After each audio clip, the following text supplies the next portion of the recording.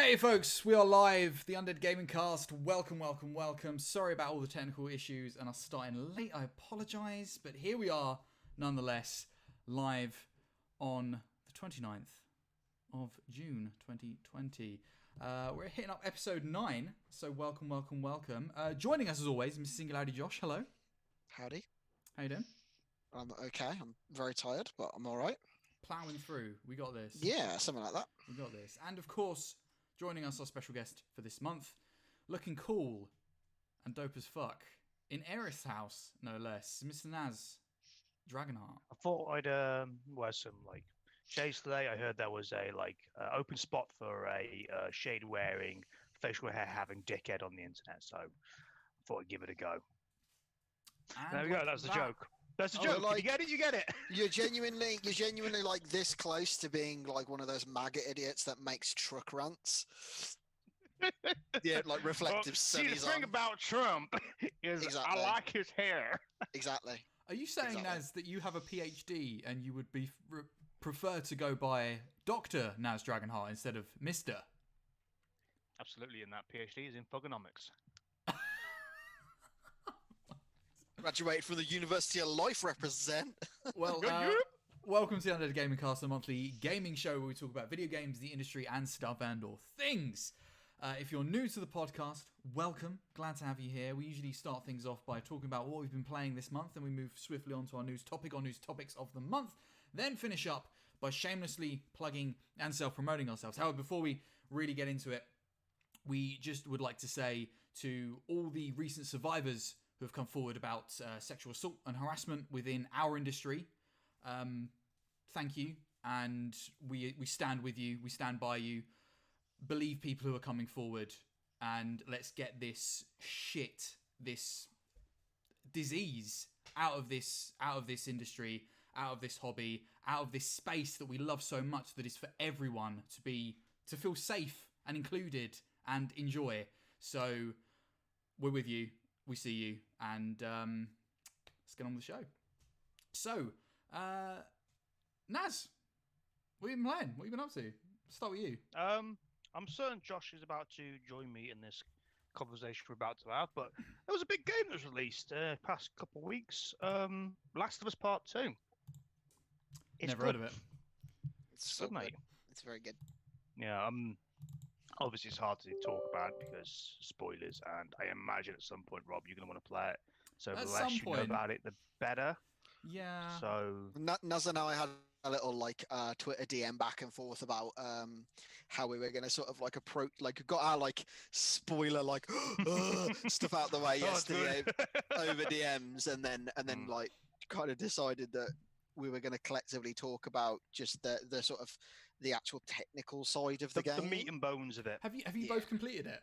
No, I beat it, but because I'm a maniac.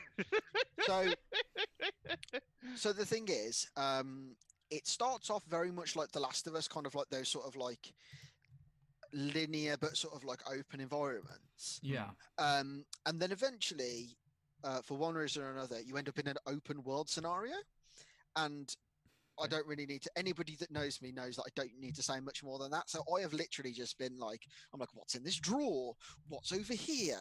What's this there? And I'm just getting nothing done. So I've spent 12 hours just literally just going through drawers, clearing out infected, clearing out other enemies and stuff, and just I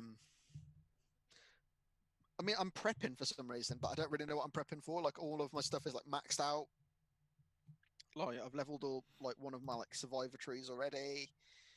I'm oh, okay, shit. Well, I don't even know why I'm doing this, but it's fun and I like exploring, and I love Ellie so much. She is a sweet baby angel. Yeah, it's one of the most technically accomplished games they've done, and we have to put that with an asterisk of it's taken a lot out of employee time, overtime and stuff. They've been crunched to death. We don't want to take that away from anybody and their experience of working for Naughty Dog at the minute, because it sounds fucking brutal, horrendous, pretty savage. But I say you can sort of see the details. One of the things I really want to talk about with that is the accessibility options. Yeah, I saw many I accessibility options. I saw Laura K. Buzz talking a lot about them. She also has done a video on it on her YouTube. But I've heard her speak about it on the Podquisition, and they sound insane, like ridiculously insane. So it's a rich depth that comes with it. I must admit, I totally miss that because like I'm like I'm an able-bodied gamer. Like I'm not colorblind. I don't have like motor like issues with my hands and stuff. Like I don't need to use accessibility options really. Yeah. So like I haven't even seen all this. So this is actually all new ground for me. Yeah. So like there's a big bit at the start which is like, okay, what you need? You need like colorblind help with it. You need stuff with like sound detection. Do you need to change the color of the font, this, that, and the other? And so, like, I think at the start, I just sort of made the text of the subtitles a bit bigger, and I put like a little indicator that shows you where the sound's coming from. Because even though I've got like surround sound headphones, I still find it a bit hard to pinpoint where like a sound may be coming from. Which it may take a little bit from the game, maybe perhaps, but I'm not in the game to struggle. I'm in the game to sort of like adapt and learn, and I felt like having that on would be like that's useful to me. That's useful. It's such a rich depth of options. Like it wants you to play this game. So like it's on a scale I've never seen any other game do, and I'm hoping like Naughty Dog share that with other studios, like the God of War studio, for instance, and other like Sony parts, and even like the wider community as a whole. Because I think going forward, that's probably one of the things that like we should be exploring more and doing more with. Absolutely.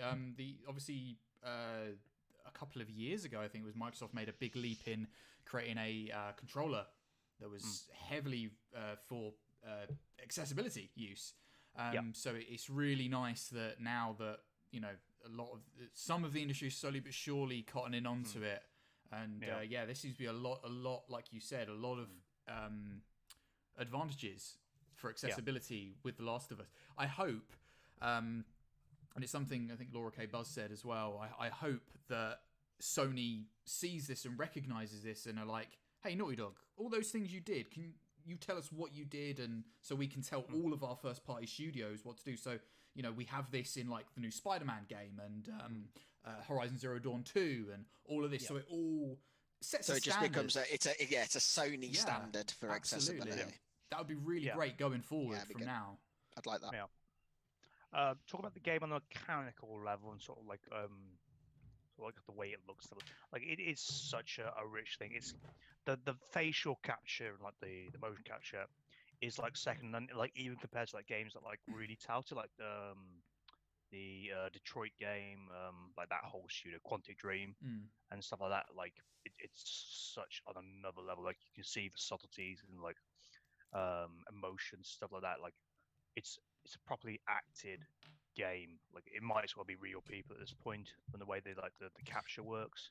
It's insane, isn't it? Well, to be fair, it kind of is real people from bits of what I've seen of them filming and stuff. It's literally like Ashley Johnson and Laura Bailey and I forget the name of the lady who plays Dina. I can't remember her name, but like all the oh god, carry on. I'll find her name. It's all right. She deserves yeah, credit. she's phenomenal. Great. But like they all look like spot on, and I was remarking to Naz that the Shannon Woodward. Yeah, Shannon Woodward's. Shannon Woodward. Yeah, she was killer. The way that the game feels, it almost looks like a movie. And like Naz was remarking that like The Last of Us always did like melee combat quite well, but in this one, it feels like you're actually fighting. Yeah, it's like a struggle. It is a proper. Yeah, real weight to it. And it's like like the buttons are laid out a bit weirdly. Like Last of Us always had kind of funny buttons anyway. Like if you remember, it's like R2 to reload without scoping into like reload your gun and stuff. But it's like your dodge is on like your left bumper, and I was like, when I first started doing it, I was like, oh, that's really weird. And then actually when you get into it, you're like, oh, actually this is like a perfect button. Yeah, because then you've got like like dodge like. And then you've got like you can dodge go straight into a sprint. Yeah, like it's just dodge out the way, keep sprinting. I'm not sure what that button is in Resi 3, but I think it's like maybe the same kind of Q type of thing. Like you can just immediately just dodge, get some space between you and whatever you're fighting, and then just it's a really odd button choice, but actually works like really really nicely. They've cleaned up the shooting, like tidied that up a bit. Yeah. I still find it a bit wonky, but I think that's just because I play like a lot of like shooters, and I'm used to that. You Like, play a lot of tight shooters, and let's say it's always been Naughty Dog's downfall for shooting mechanics in the games. but I think also it kind of like feels like somebody who's not necessarily like trained with a gun their whole life or whatever. Do you know what I mean? It feels like, when you're shooting like zombies or whatever, like feels like you're like you've got that bit of shake and stuff. Yeah, I think it feels like more like a fear thing. Like Yeah. adrenaline's like pumping through you. You're not gonna have an accurate shot if you like something's like a life or death situation, so it's gonna come at you. Yeah. You're not necessarily like a hardened soldier. You're not having it drilled into you 10 times a day. You are doing things because it's survival. Yeah. But other than that, like it's insane. Mm. One thing I will touch on, without trying to spoil things, is that if you do explore, you are very much rewarded for it. Yeah. There is a lovely, totally optional scene in a music shop with an extended 3-minute cutscene if you happen to go there. So it know it. Yeah, it's beautiful. But if you explore, the game will reward you for doing so. It's not just like, it doesn't just feel like you're just like, oh, I need to go here, I need to go there, I need to go there. Like, you're not just like ticking boxes. You're actually like, what you're doing, like everything that you do kind of has some amount of like consequence, I suppose is a word that I could use for it. But it's not consequence to wait for it. And I think that's a game that's thematically that feels appropriate for. It's a lot of consequence and a lot of weight to it.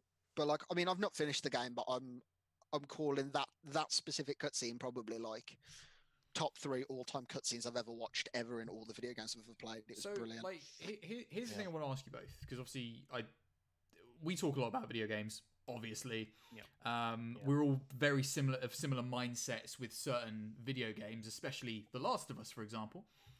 Yeah. I was completely trying to stay off the hype train, as I think most of you were as well, with this game.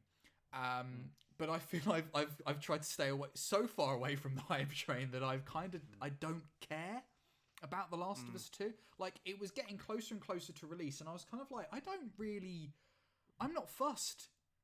Honestly, dude, if you play the first hour of it, you'll never want to put it down.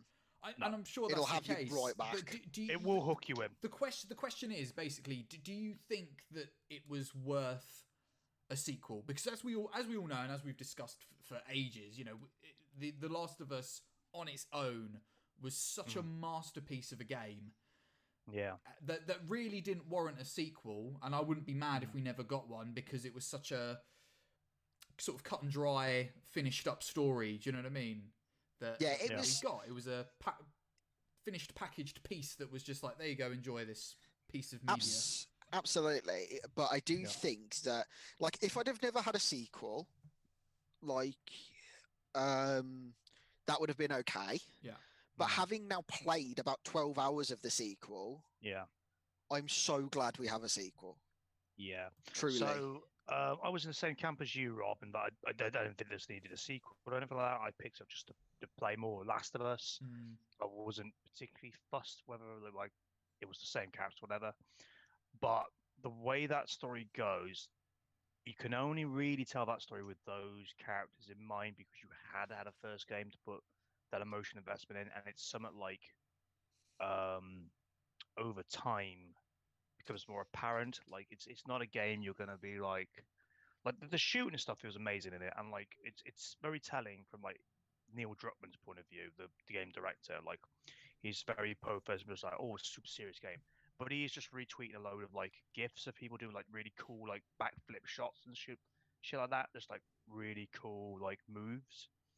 But it's that story, the way it progresses and the way you change your opinion on the characters and the way they develop, it can only be done with that groundwork that you've already got.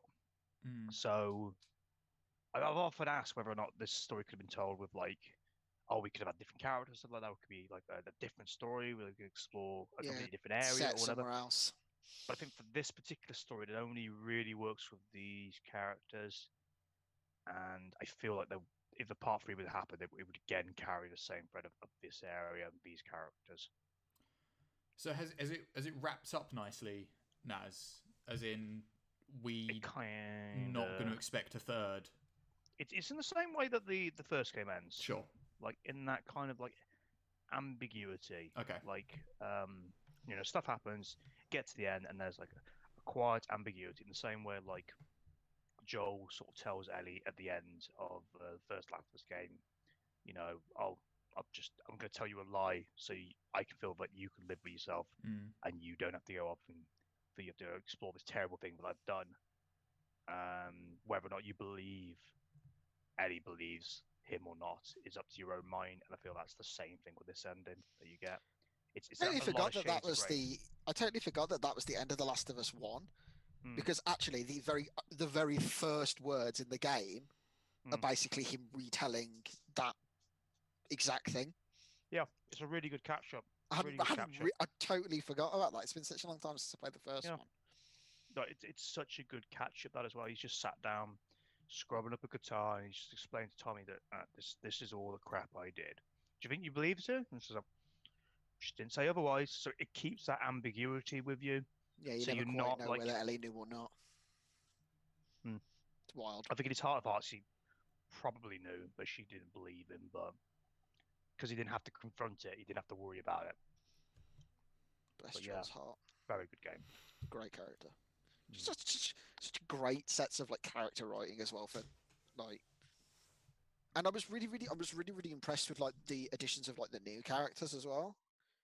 Like Yeah, we're saying, yeah. like like Dina or whatever. Like she felt like a very natural. It wasn't like forced or whatever. Like she felt a very natural addition to like the party, so to speak, and stuff. Yeah. And it was just like just very well done. Very well done.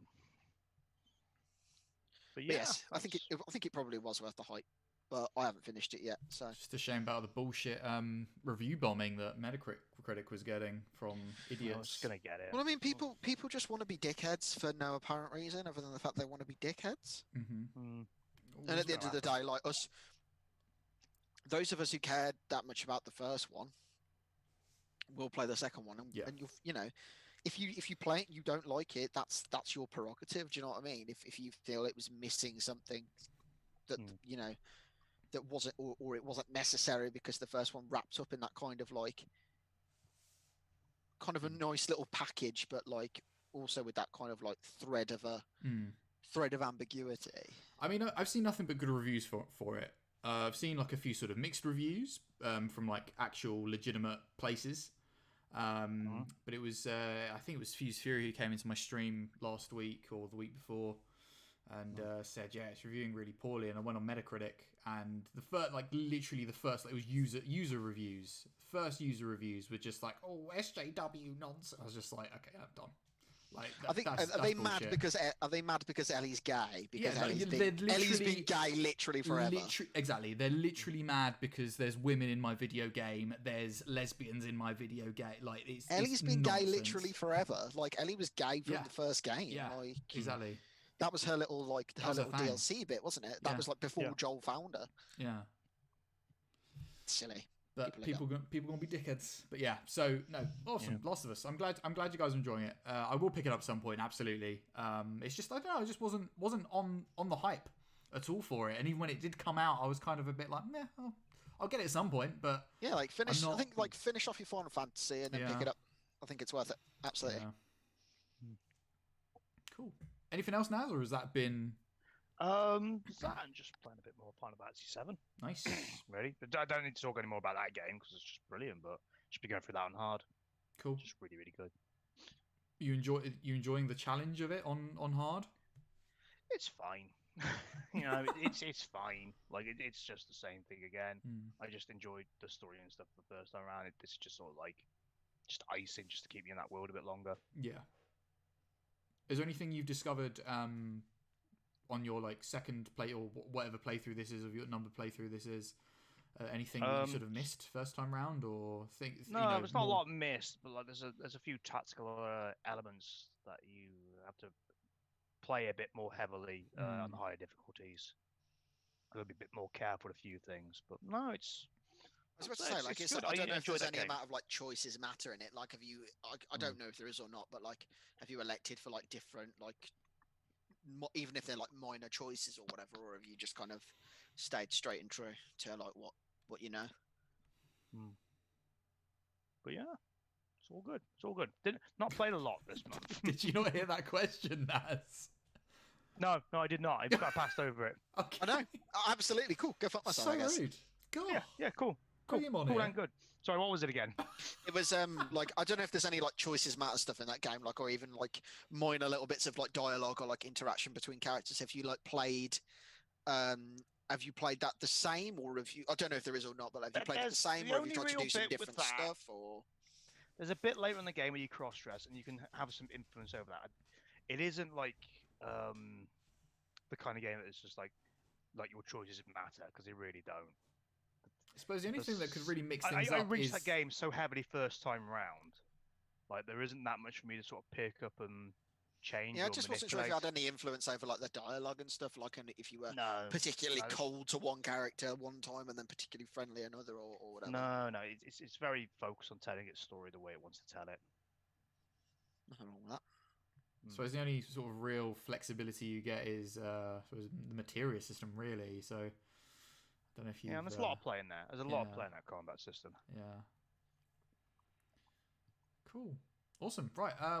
Josh, anything else other than The Last of Us 2? Yeah. So I've been playing The Last of Us. I also have been playing a mutual friend of ours, Minty. He was very kind and gifted me like an early access first survival game called Deadside, and we literally played all day yesterday, cool. 9 hours, all day. And yeah, it's good. It's fine. It's very early access, but it's one of those kind of the fun is what you make of it sort of thing, with some survival-y elements. It's got some missions that pop up occasionally and stuff. You clear them out for guns and loot and stuff, or not. And we randomly made a friend on the server we were playing on, and we ran a big epic mission. And yeah, so far so good. It's only been out since April or something, so it's pretty bare bones at the minute, but very much enjoying it. I think that's pretty much me in truth, because everything else I play tends to be just D&D and things. So cool. Yeah, I've been focused on The Last of Us, and and I played some Deadside as well. Nice. What about you, dude? So aside from the stuff that we've been playing on stream, we finished up Spider-Man, which was amazing. Still need to do the DLC for that. Spectacular, amazing. Spectacular, amazing, superior, all of the above. Good ending. Yeah, fantastic ending. And still not completed it. I really need to complete it. It's so good, man. Yeah, you need to get on that. But yeah, looking forward to playing the DLC, which I'll probably be doing on a Saturday stream, probably this week actually, or at least dipping into it or starting it. Starting to do some of that. So yeah, fantastic game. Really fantastic game. Also played through Tomb Raider, the first Tomb Raider, 2013 that was released, the sort of reboot. I've never played them, and they've been sitting on my shelf for ages, and played it, and super good. Super good game. Real solid. And love what they've done with Lara as a character. So yeah, we're definitely going to be picking up the sequel. I've got the sequel, but we're going to be doing it on stream this week. And I actually bought the third, Shadow of the Tomb Raider, this weekend. So that'll be coming in the mail soon. So we can pick that up as soon as we finish the second game. So yeah, really enjoyed it. Real good. That first one was a bit buggy, I must admit. I came in for a little bit of your stream, and it was at that point where you were like, I'm gonna. And she was just stuck on trying to solve some lift puzzle, and literally he's hardcore parkouring over these granite rocks and all this. She goes, I'm going. Just stuck in a little tiny soundbite. Do you know what? That was the only bug or glitch that I came across. Really? The only one in that entire playthrough. And also, I know I'm prone to bullshit platforming and jumping in games like this and Uncharted and that. I didn't have any of that nonsense with Tomb Raider. I felt that everything connected really well. I did obviously a few times. I see that look, Josh. I was about to say, because I distinctly remember making that was an Uncharted moment right there. Yeah, no. I'd seen one of them for a while. But for the most part, I didn't feel like I had as many issues as I have done with, say, Uncharted. I felt like everything, for the most part, really connected really well. When I was jumping or leaping or whatever it was, there wasn't no fuckery involved, which I really appreciated, as my track record isn't great. But yeah, really enjoyed it. Looking forward to playing the sequel. Platform expert, the Undead Gamer 2020. That's why you come to my channel. And yeah, other than that, I've been trying my goddamn best to play Final Fantasy VII Remake when I can, when I've got the time to do it. And I played a fair bit of it this weekend, which I was really, really happy about. We are in Don Corneo's area, so I did Hell House. That was kind of the last big thing I did. Hell House. No. Say what you did. Say what you did. Let everybody know what you did. Are you talking about the tweet, Naz? Yeah, I am talking about the tweet, actually, Rob, as it happens. I want you to know, or I will tell the public myself with my own Naz flair. I mean, Naz is out there. It's out there. It's actually, you know what? Now you said it with your own Naz flair. I just want to hear it. I want to hear it. So, I'm there on my Twitters. I'm just chilling out at work. Oh boy, I'm having a good time because it's a nice chilled Sunday. And I see your boy here, putting out a tweet saying he's going to fight Hell House now. And let me just get the exact tweet up, shall I? Go for it, yeah. If you can find it real quick. Let me just get that up. Let me just get it up. Let's put it up here. Lucky I tweet a lot when I'm playing. Yeah. He goes, oh shit. ... It's Hell House. Hell House in capitals. Space. Exclamation mark. Hashtag Final Fantasy VII Remake. And the GIF that you've attached, Rob. What was that GIF? Well, it was the only GIF I could find. Yeah. When I typed in Hell House on Twitter, it was the only GIF I could find that was actually relevant to the scenario. And I knew full well what it was, but I chose to use it anyway. Would you like to describe it to us, Naz? It is a couple of people having a good old time whilst a house in the background explodes into many, many shards. That was posted at 10:30. Just going on Twitter. Bring it up there, Josh. Have a quick old look. Twitter.com/theUndeadGamer. We'll put that. So it's a fun website. You should follow it. Put that in chat. Because you get to see bare madness like this happen. Yeah. So I preemptively used a victory GIF of destroying Hell House before I'd destroyed Hell House. And let me tell you, I did suffer for my art. I did suffer.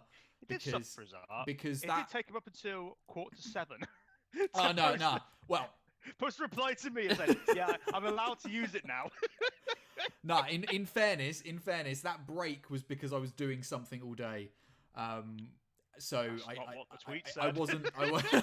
Don't follow that tweet timeline. The tweet said I guess I deserve to use it now. It didn't take me that long to beat Hell House. I literally fought him twice, and on the second time, I beat him. I assumed you did. That's not what Twitter says. It's not what Twitter says. But yeah, that says Josh, who has absolutely no idea what you're on about. But no, that first fight was actual hell. Like, I got my ass handed to me. Like, I got him down to like the second phase in his fight when he's using like the God mode or God Sphere or whatever it's called, which is an absolute nonsense. Let me tell you, I hadn't actually equipped the correct materia either, so it was even worse. But that entire like second phase of the fight, I barely got through because all I was doing the entire time was trying to rack up ATB so I could heal my party or raise my party, whatever it was. It was just not going well at all. So I really suffered for using that gift. Yeah. So but when we beat him, I really enjoyed that fight actually. Like really enjoyed that fight. I thought it was real good.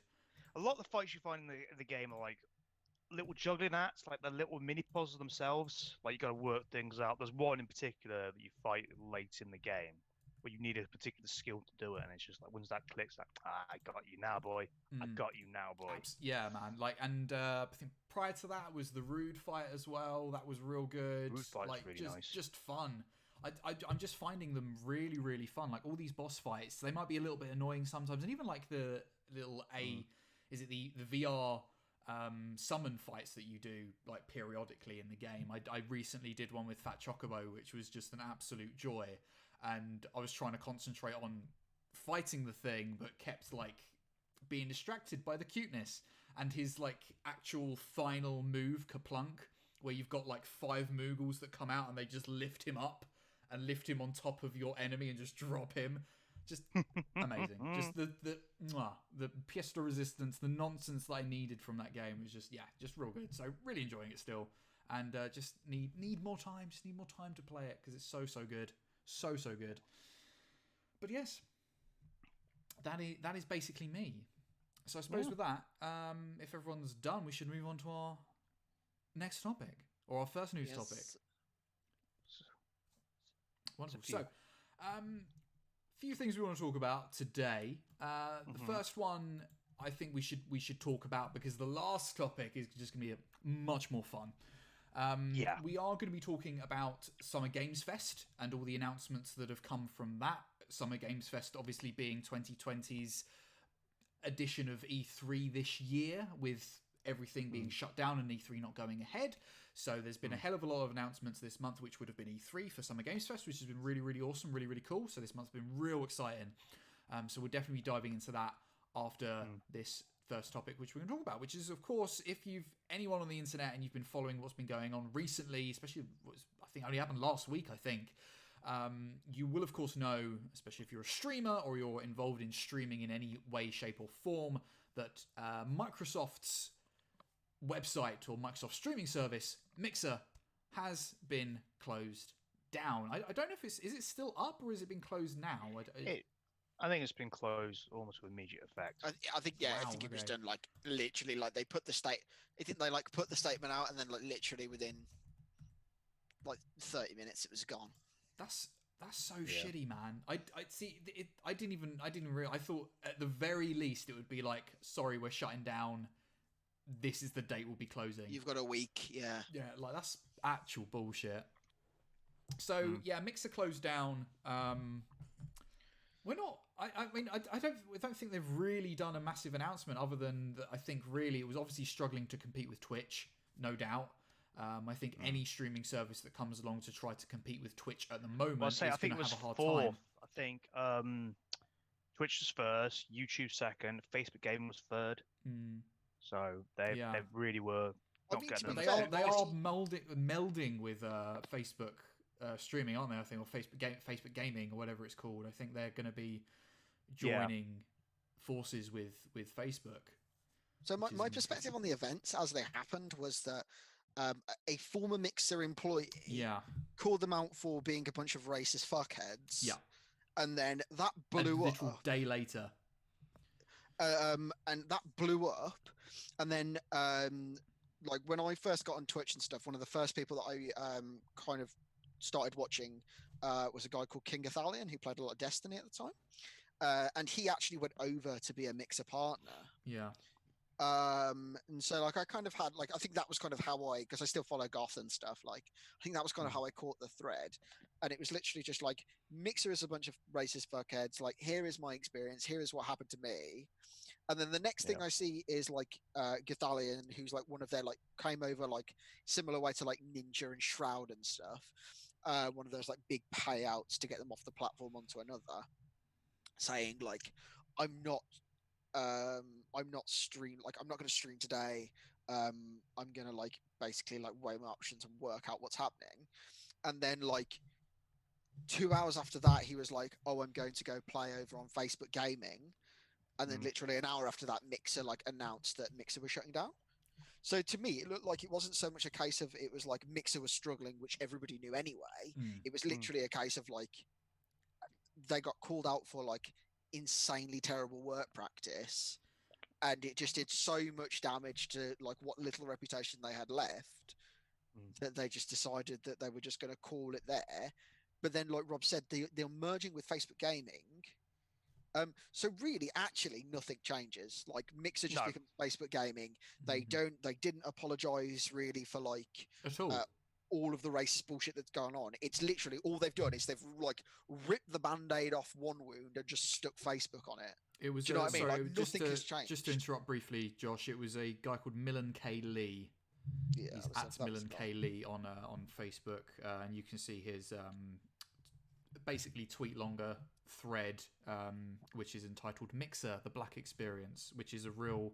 That was it. I hesitate to say the word good read, but it's an interesting read nonetheless. It's an informative read. Yeah, I think, there you go. That's the better word for it. Yeah, it's definitely worth your time if you want to look it up, which you should. But yeah. But that was kind of like the series of events as I saw it, which was like Mixer got called out for racist bullfuckery. Partnered Mixer streamers were like, nuh-uh. Partner Mixer streamer says they're moving to another platform. Mixer then shuts down and announces it's moving to the same platform that the guy said that he's going over to.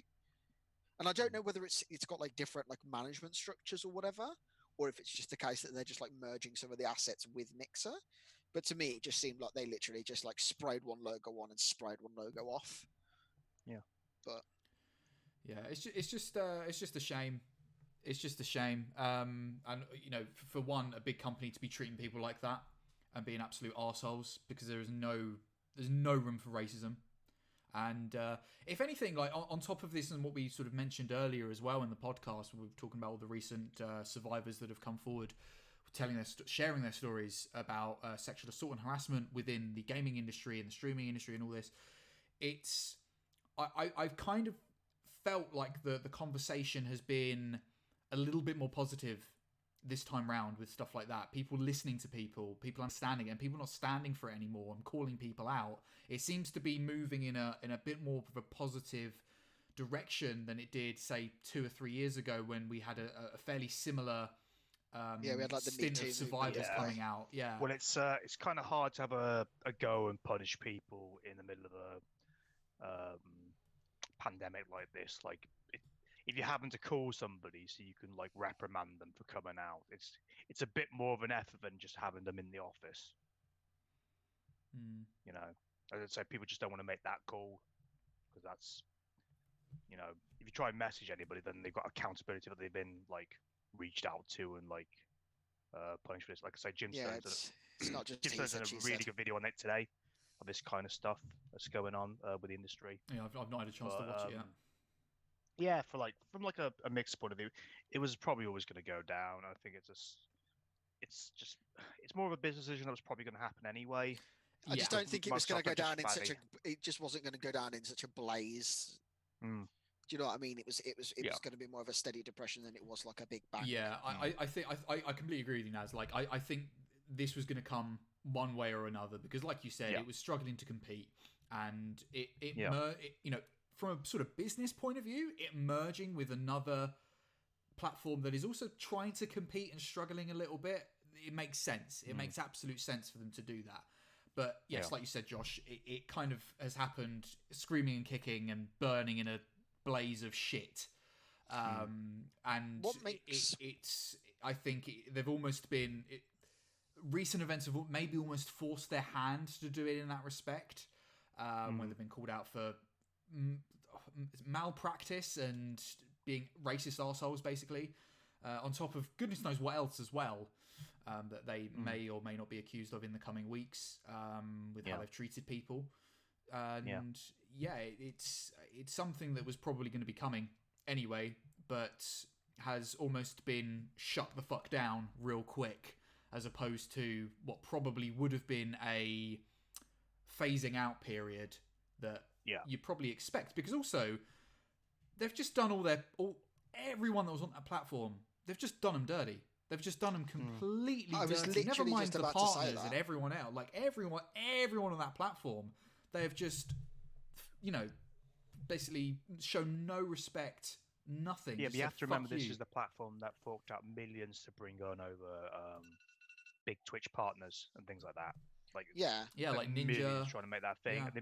They made it attractive to people who wanted to come over. So it's always a risk when you go into somebody who is a weak competitor. Yeah. And you have those people coming over and you try and make it like a really attractive proposition. People take that risk. So it was 18 months since Ninja went over there and joined and all the rest of it.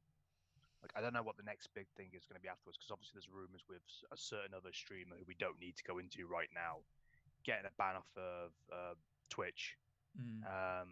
He potentially having being a new streaming platform between like a load of big streamers that may or may not be a thing. Who knows? I don't want to speculate or anything like that on that, but there will be another competitor to rise up from this, because people just won't want to do like something that's partnered with like Amazon or Facebook or Google. So there will be a unique competitor that comes up. I think people will go to that one if it's an attractive prospect in terms of like making money and having freedom to do things and all the rest of it. But well, I mean, it's only going to be an attractive prospect if they can get the names, like the Twitch names. If they can get the big boys and girls and whoever else off of one platform to another, then that's what's going to be. And this is what obviously Mixer tried to do. They tried to get the most attractive people over to their platform to say, hey, look, we've got these people. We're a viable competitor to Twitch. Yeah, what I was going to say, just running back a bit, like you were saying that they did everybody dirty. Like those like partners, those like people at Ninja, like it's not Ninja's fault or whatever. I'm not like bad. No, if somebody gives you a lot of money, says coming over, like I'm not bad mouthing Ninja at all. But like when because of Mixer's shutdown, Ninja still got his payout. Yeah. Do you know what I mean? Like I'm sure Shroud or whoever else, Gothalion maybe or whatever, probably still got their payout for Mixer just going kaput. Who didn't get their payouts, however, were like any other like smaller partner, like actual Mixer partner. The Mixer affiliate probably doesn't get any like. Probably doesn't get any. They'll probably get their like last paycheck like whenever they get it. And fuck you, basically. They don't get like the immediate payout.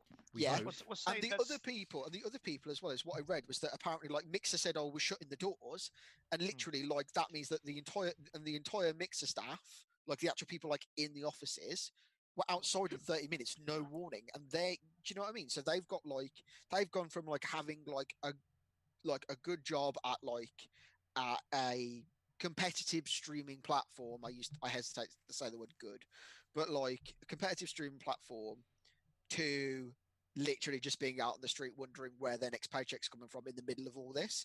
But they still managed to pay out to those massive partners and stuff. They didn't pay out to the employees, and that's wrong. Yeah. So they've done like everybody dirty, and not just the people on the platform, but the people in the building, the people that made Mixer.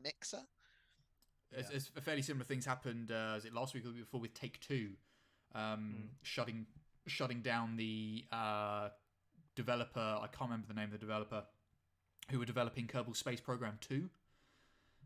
They basically shut them down completely and took on the project and said, if anyone wants to join us to do it, then by all means, but otherwise you don't have a job. But they did this apparently through a LinkedIn message. They didn't even talk to them, and it was a case of like one day they were there, the next not. So this is a thing that's sadly seems to be a little bit rife in the industry right now. I don't know if it's the industry's well, the people in the industry are toxic. Yeah. So the industry itself is not that terrible, but the people within the industry are toxic. I'd say maybe this is signal some change going forward with everything that's going on at the minute, but we'll see. We'll see.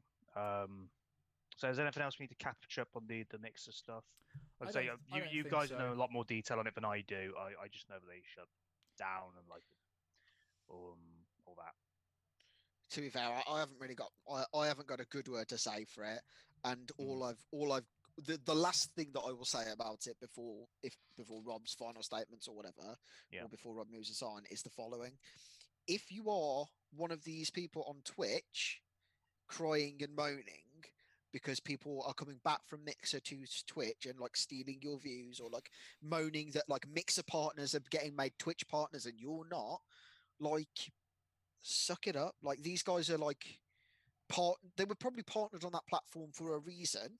They have just lost their home, and in all fairness, it is nice of Twitch to recognize that level of parity and take them on as partners, so they still have some amount of income. Like, just stop moaning, stop being a dickhead, just stop it.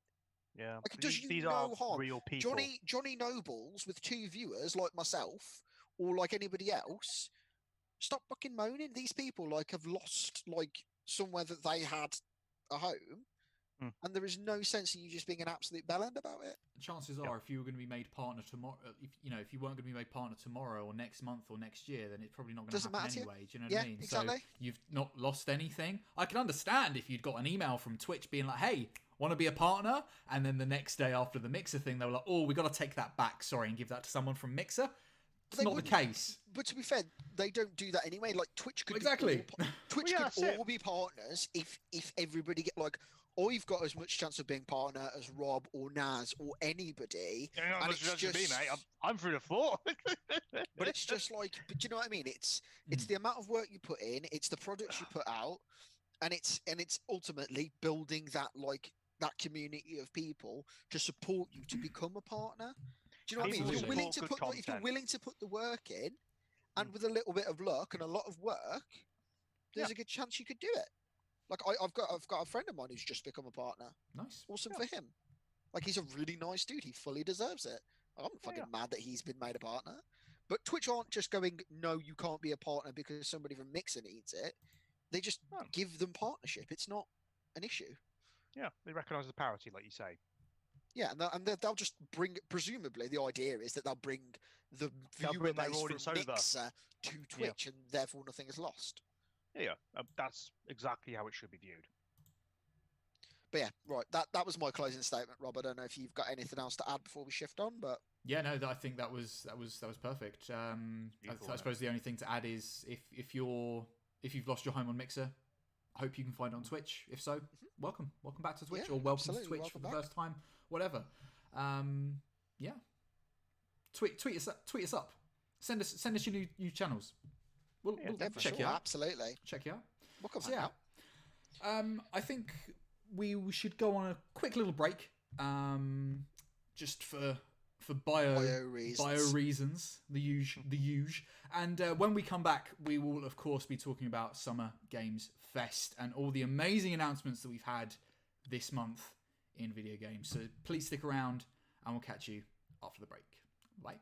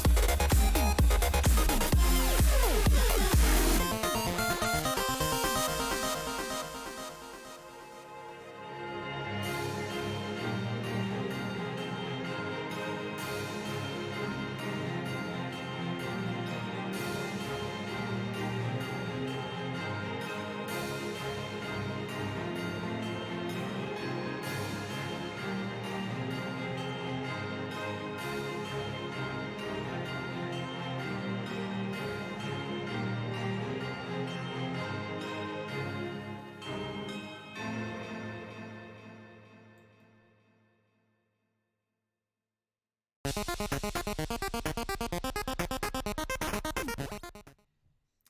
guys, we are back. Thank you very much for sticking around. If you have, we are obviously this month, like we said, has been really, really awesome for gaming announcements and news. We've had Summer Games Fest, which, as we said, is this year's replacement for E3, as obviously it hasn't been going ahead due to the current global pandemic that we are experiencing.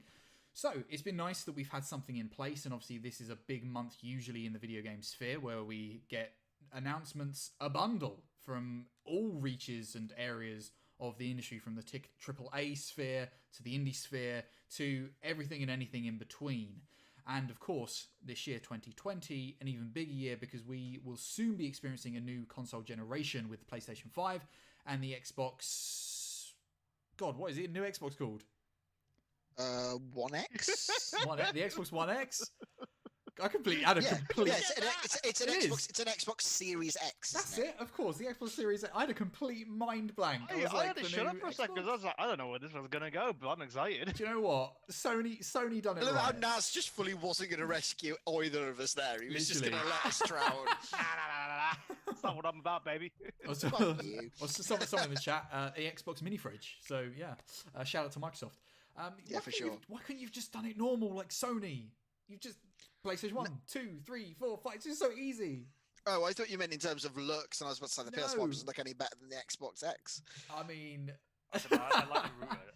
I like the router look. So yeah, I mean, for next generation, you can either choose between a mini fridge or a router. So pick your fighter. Pick your fighter. So yeah, obviously one of the biggest. I suppose, should we just dip into Sony's PlayStation 5 future of gaming live stream first? I mean, we might as well. We're here now, so some of the smaller ones, or yeah, I think it might be an idea to start with the smaller ones first, and then maybe work our way up. I think I prefer. Yeah. I prefer. So Stadia happened. Moving on. What's one of them? I don't know. I've never heard of it. What's one of them? Boom, dead. What's Stadia? I hate the Stadia advert because it comes on like between YouTube breaks. It's just like, boom, boom, boom, Stadia. It's like, no one's doing it. It's like, mate, I don't want to. I've never known something be so dead on arrival. You like fully just fucking pricks. Even the Wii U did better. Even the Wii fucking U has done better than Stadia has done. Yeah.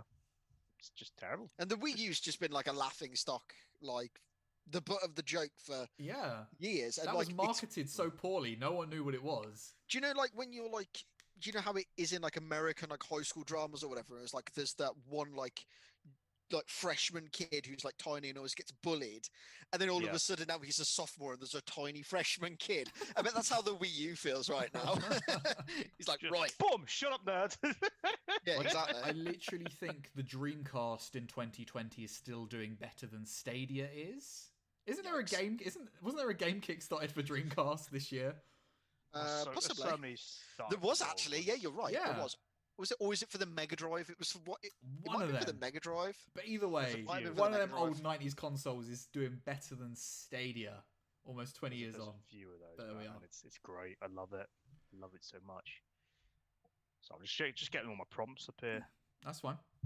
Got a lot of things going on. So yeah, so Stadia dead bum. With a 2K showcase, which basically just was an advert for the Mafia Definitive Editions. Apparently, they're just like remastering those for. That's a really poor remaster. Is it? Really poor. It looked alright on the screens. What's the issues with it? Do you know? Just like buggy.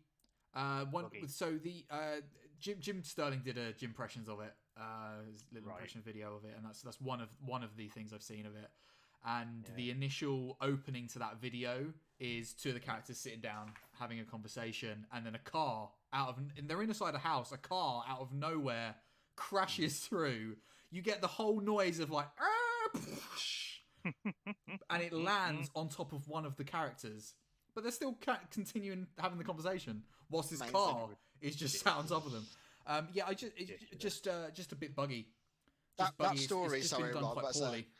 As a small little anecdote, that reminds me of the last time I tried to play a Telltale game was the Batman one, and it does the the traditional in Joe Chill in the alley, blah blah blah, shoots Martha and Thomas Wayne or whatever. Yeah. And but for some reason, like it was like Joe Chill there holding the gun, go, give me the pearls, give me the pearls or whatever. And it cut to Martha Wayne, and it was literally eyeballs and lips. It was terrifying. It was the scariest thing I've ever seen in my life. I think I might genuinely have a picture of it somewhere. But either way, sorry, that just reminded me of that. Yeah, just a poor port, I've heard, or remaster. Then we got the Future Game Show, which was a bunch of like indie stuff that was announced, and it was okay. It was okay. There was nothing on there I was looking at and going like, oh, like I need that immediately or anything like that. But I was not offended by it. I quite enjoyed the Guerrilla Collective indie games live stream. That I felt was a little bit better, and obviously it wasn't just indie games as well. They did have a few. They had the Vampire Masquerade Bloodlines 2 on there as well. Yeah, and really Baldur's Gate 3 as well was on there. Yeah, I think that's what was lacking from the Future Games one. It's that they didn't have like a big like punch hitter one. I think they closed on a sequel to Serial Cleaner. Serial Cleaner 2 by any chance? Serial Cleaners. Oh. So take that, you jaded fuck. Well, it was fine. I think there was one game on there which we'll probably round back onto as like a collection of ones we'll probably talk about in a bit, but that's fine. In fact, we'll probably just come onto it now. EA's Play Live event. We got to see like a few things. The biggest thing for certainly myself and Josh was that Skate 4 was talked about. Yeah, man. Skate 4, They boy. said it. Yeah, they did. It's confirmed. It's happening. Brilliant. They said the words, and like I say, it's a thing. It's a thing. So yeah. That's it. It's going to be so far off because I've just mentioned it. It was the same with who was it? They did it to the Respawn guy about Star Wars Jedi Fallen Order. So they went up to the guy from Respawn and said, "Oh, you're working on a Star Wars game like 4 years ago." I was like, "Yeah," and like we got a decent Star Wars game years later, but it was so early in production. Like it feels the same with this. To be fair, what happened with Skate 4, and I'm calling it now, is that somebody went, Tony Hawk's being remastered, and then everyone was like, "Yo, Tony Hawk, but where's Skate 4?" And then literally a week later, they must have like literally just been like, "There's hype there, put a team on it," and then they were like, "So guys, you want to talk about Skate 4?" And then the internet exploded. But this is Skate 4 announced. This is so literally. This is so fucking EA though, isn't it? It's like, It's oh no, so who wants Skate 4? Skate's Literally, dead. Skate didn't do well. everybody, everybody who's And ever as soon played as Skate. there's a snifter of a skateboarding game, everyone's like, yo, where's Skate 4? Give me a fucking remaster of Skate 2 though. For the word Skate 4. And then just like be like 1,000 tweets dedicated to, oh no, Skate 4 this year. This could be Skate 4. I want Skate 4. And just fucking loads of tweets just said, I want Skate 4. And we're just getting loads of skateboarding games at the minute. So we're getting Tony Hawk. Mm-hmm. There is Session that's already out. Yep. I'm not sure that's on that Game Pass yet or not, but I think it's rumored to be going on there at some point. And Steam. the other one and also there's a Steam sale going on if you want to check that out. And there's Skater XL, which was the Skater XL Future X game show, which I was going to mention. Out on the Switch as well, that one. Yeah. XL. Yeah, I'm going to get that on Switch. I've played both of them. Their session is very finicky. It's very much like a skateboarder skating game. Yeah, very much so. And Skater XL is a little bit more like Skate, but still kind of finicky. But I think the problem with Skate XL at the minute is that they're somewhat limited in scope, and I kind of miss that very like Skate thing of having like a big open environment just to skate through. It's Skate has the best. Whereas like you're in parks. Like I say, that demo for Skate 1 on PS3, Xbox, where you just have the park, you got 30 minutes to do whatever you like. The best demo ever. And I'm not hyperbolic or anything like that. It gives you all the time in the world you want. It gives you a little tutorial. Your time doesn't start until you've done the tutorial bits, and then you're straight into it. So it's like, have some fun, work it out. It's an amazing demo. I would argue perhaps it might be better than the main game because I didn't like the open world stuff. I think I would have just preferred like a bunch of skate spots or like a couple of skate parks or You're whatever. like but you're like Skate XL then. That's what Skate XL is. It's like a bunch of what like I'm thinking. spots.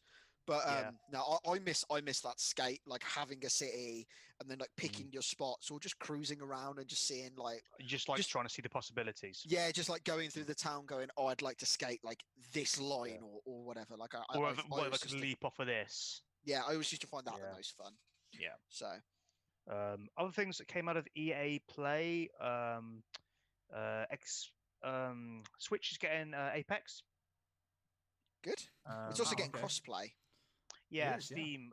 They're adding it to Steam, and then it's going to be crossplay support as well. Are they I keep adding it thinking, actually. onto are they doing like crossplay for like Switch, Xbox? Because like wasn't that always the issue with the All Switch was like platforms the are net? saying. I thought that All the Switch. platforms. I didn't think that the Switch was getting it because I always thought the excuse was that the netcode was really weird to like interface with the Switch's stuff. Yeah, I'm not sure what they're going to do it for Switch, perhaps. But they are talking about all platforms. So I've probably seen it as more of a possibility now that you've got Overwatch on the Switch, I'd imagine. But even then, that wasn't a great Yeah, but port. I think there's not a lot of Overwatch is great ports. yeah, but I can't imagine that Overwatch pairs like Overwatch is only ever on the console that you're playing it on. Yeah. Do you know what I mean? Like so, like Switch Overwatch players are playing Overwatch on the Switch. Do you know what I mean? Whereas like something like Apex, it'd have to interface with like PC, PlayStation, Xbox, or whatever. Yeah. And I vaguely remember there being an issue with the way that Nintendo built their system or whatever. Yeah. It doesn't it's not like traditionally like matched up with the others. Yeah. And finally, we had Star Wars Squadrons, which I'm okay with. I couldn't give that much of a damn about. So like in terms of visuals, I don't actually think it looks that good. As a premise, though, I'm into it. Is it a new title or is it a remake? No, remake it's remaster? it's a brand new title, I'm pretty sure. Okay, because there was a. Yeah, I it's know a there brand was new a. title. I think you might be thinking of Squad Leader. Sure, yeah. Because I seem to remember there was a bunch of like in the 90s, early noughties, a bunch of like TIE Fighter X-Wing style games that were made. But to be fair, it's my biggest fucking dream to fly an X-Wing. So there is no cooler ship in sci-fi than an X-Wing, and you can't persuade me otherwise. Yeah. And I've thought it since I was about 5 years old, and I'm 27, and I still think it. Just the coolest thing. Just can't persuade me otherwise. Send your complaints to SingularityJosh. I'll tell you, I will fully just respond. Eat my ass. Dox him now. Dox him into the sun. What else could we talk about? There was the PC game show, which again there was a few little bits and bobs, but I think the biggest one out of them was Persona 4 coming to Steam, which I immediately bought, and they ruined it by putting it on there 20 minutes before the show started. So like they put Persona 4 onto Steam, and then like 40 minutes later, just like Persona 4 is on Steam. So like, yeah, no, I've downloaded it, playing it now. Downloaded it live. I must admit, actually, I very nearly sent it to you both. Yeah. Knowing that you like your JRPGs, but then like the second I saw it, I was like, there is no way on planet Earth that I have seen this and Naz has missed it. Yeah, I didn't miss it. Have they done a good job with the port? Yeah, it's a really, really good one. Like I said, I've only played a couple of minutes. I didn't want to talk about it too much on the podcast. Instead, I played a bit more, and I played it previously on PS2. Which what I was planning to do. Persona 4 on the PlayStation 2. That's where it started. It started on PS2. Persona 4? Persona 4. Really? Wild. My God. Yeah. There's been a bit of a break between Persona 4 and Persona 5, then, wasn't there? Yeah. I could have sworn. 3 years old or something? I could have sworn that was on the PlayStation 3, no? Persona 4. No, they never even made the jump over to PS3. They went on to Vita. Oh shit! Okay, yeah, because I know there was Persona 4 Golden, on I was about to say, like, where did Gold Edition come? Oh wow! Okay, I didn't realize launch. Persona 4 was that old. Yeah, it's super. I think it came out right at the end of PS2. Sure. And then production took so long on 5. It was like PS3 and PS4. So how old is Persona as a series then? So when does from the 90s? I think is the first Persona like a 1990s PS1 game? Yeah, I'll tell you how old Persona is. Oh, Persona's so old. You know that classic PlayStation they were selling, the crappy one with like no games you could have on there that were good because of licensed music and things like that. Persona is on there. Oh Christ! It's Yeah, old, man. it's part of like, or was Real part old. of the Shin Megami Tensei series, which was like a series of nonsense games that I was must like admit, a Rob, you side just game said a I series think. of words there, and I didn't understand a word like of it's it. Hyperdimension Neptunia. like, it's, Oh, Hyperdimension shit, yeah, Neptunia. sure. Now you're speaking my language. You're a man of Now culture. you're speaking my language. Hyperdimension Neptunia 77. But yeah, it's an Love it. old PlayStation game. I'm going to play one of those games one day, and I'm going to stream it. I'm going to do it for like I'm charity, excited. I think, because I've I'm memed excited. it so much. It's either that or I want you to play a Senran Kagura game. A what? One of those Senran Kagura. I'll do Google it.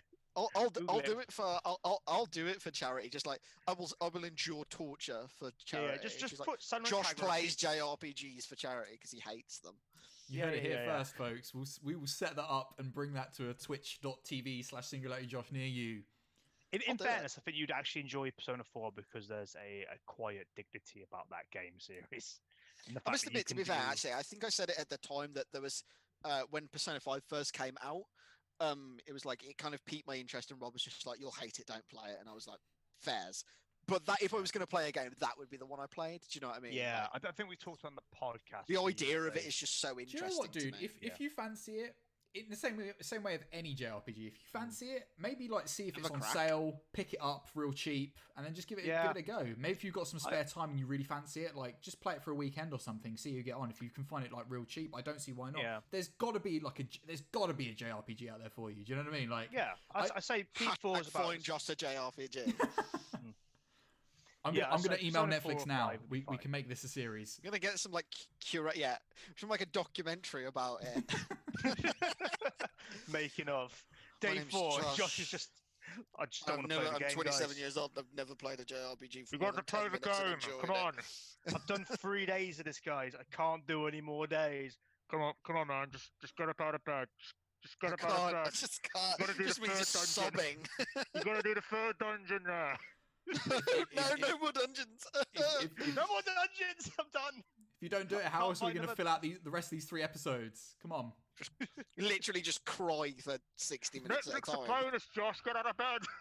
And then it'll just roll Do the 18 credits. parts. It'll roll the credits at the end. It'll just be like, Josh has never played another game since. He is so traumatized by the sight of the PlayStation controller that he just immediately weeps. It was at this Hands were point bin that fire. Josh looked at the ironing board and the iron as a way out of playing the game. Yeah. If I The iron my iron's hands, he PS4. said, I can't. can't hold a controller. These bloody stumps. God. Does it, then just runs around. Dobby is free! Dobby is a free elf. Dobby says trans women are women. Hey, get it in, get Yep, it in, get it fuck in. you, J.K. Fuck Rowling. you, J.K. Rowling, you piece of shit. So, video games. Sorry. I just went to a nice place in my head where J.K. Rowling got absolutely owned by Stephen King and Glinda got banned from Twitter. Just give me a second. It was good. That was a Oh. nice thing to wake up to this morning, to be fair. It's a Fuck good week. transphobes, It's yo. a good week. Fuck transphobes for days. Oh yeah. Love it. Cool. So I think we've covered all the major.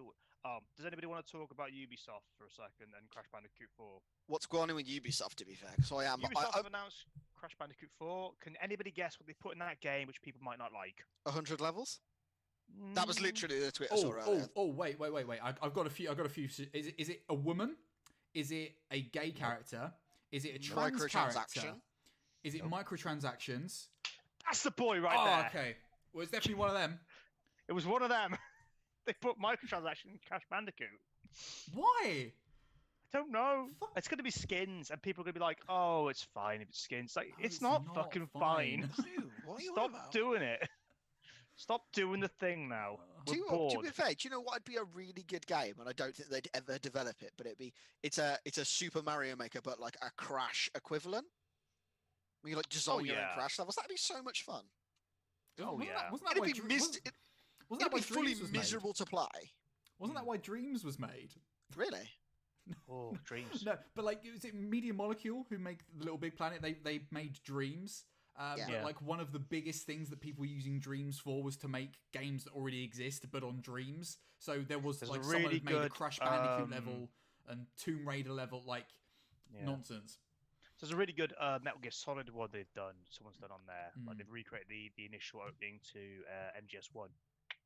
It's very good. I must system, be. that I one. think it's just.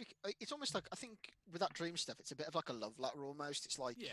you know what they say about like artists, and it's like there's no such thing as like originality or Yeah. whatever. And it's like, oh, like here's this thing that I really love and revere. Like, and now I've got some tools to try and like emulate that. In fairness, it doesn't surprise me because when I played Little Big Planet 1, that was one of the things that people had made levels on as well. Like I had played through a Bioshock level, which was like the opening level of Bioshock, but in Little Big Planet.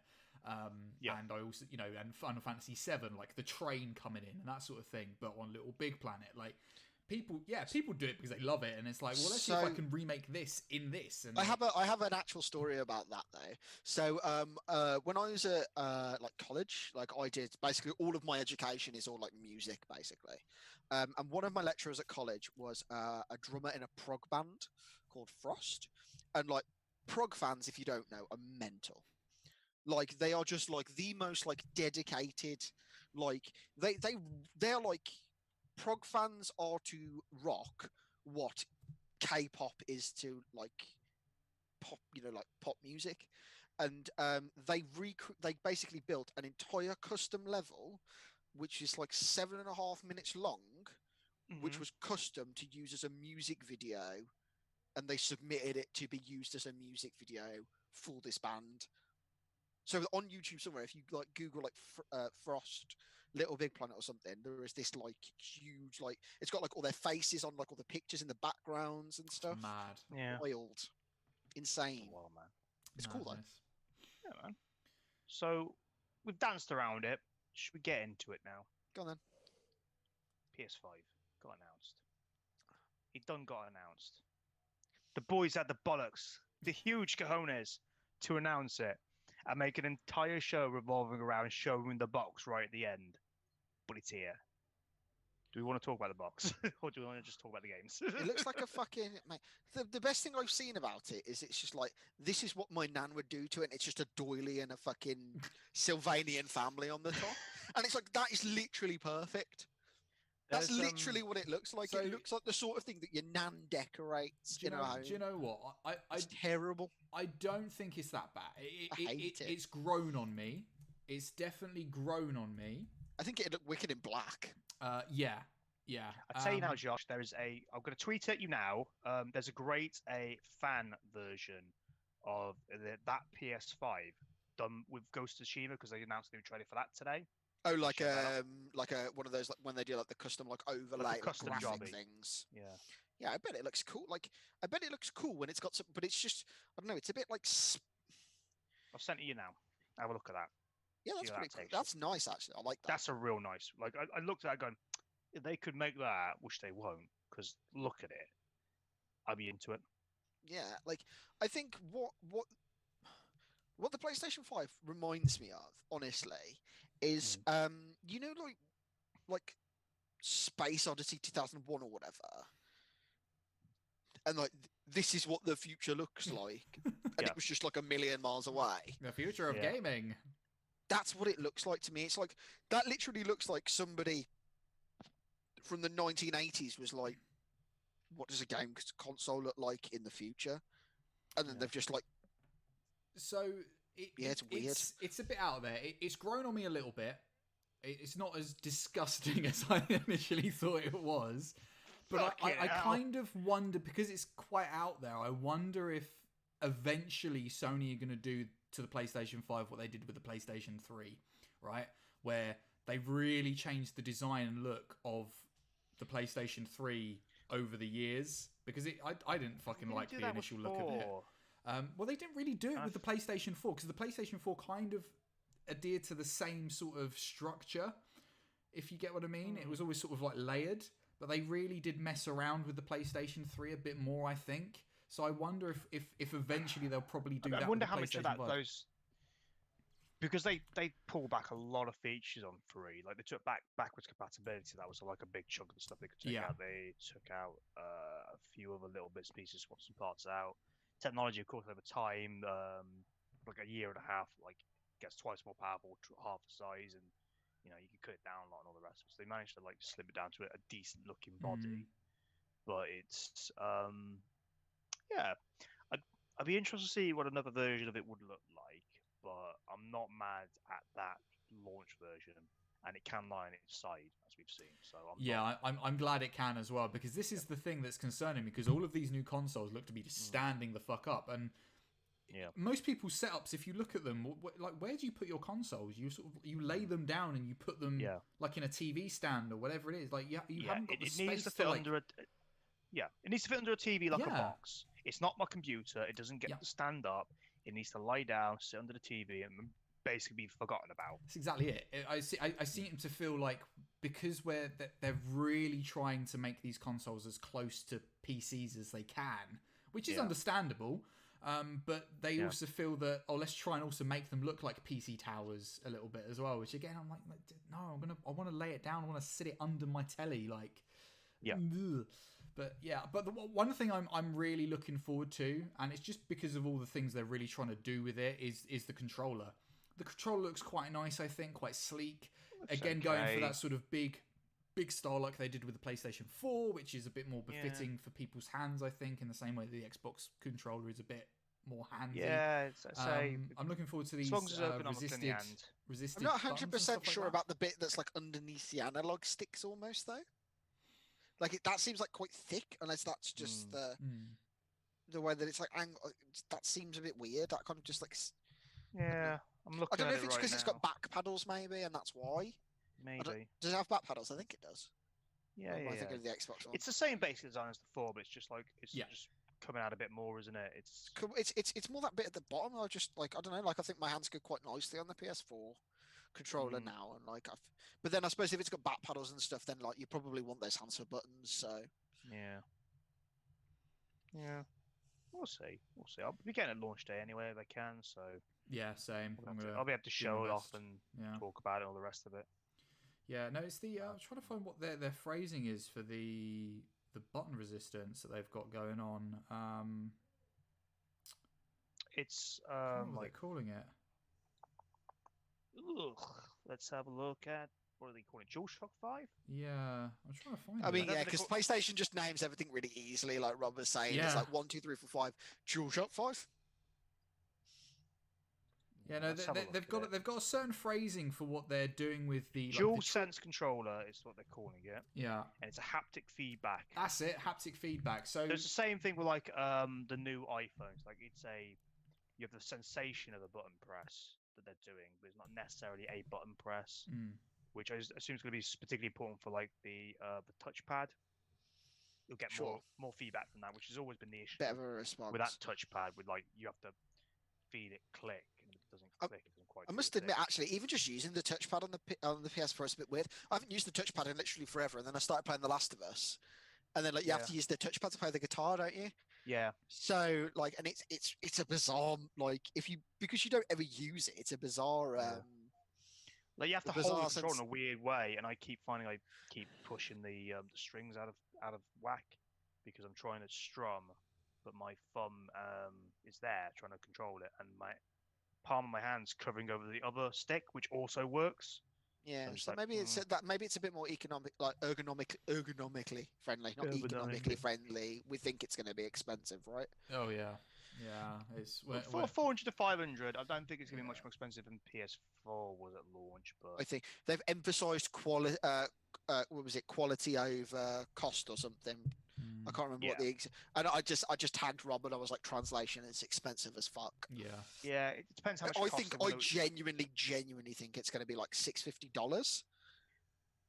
Yeah, so that's probably what, $525 or something. It'll push 500. I don't think it'll hover over 500 because people just panic too much if you see a 500 quid thing like that. But we'll see what it looks like. But I say, generally speaking, like you're getting a bit of backwards compatibility now as well as for. But I know they didn't talk about that too much, but I'm really glad about that. I'm really glad about that.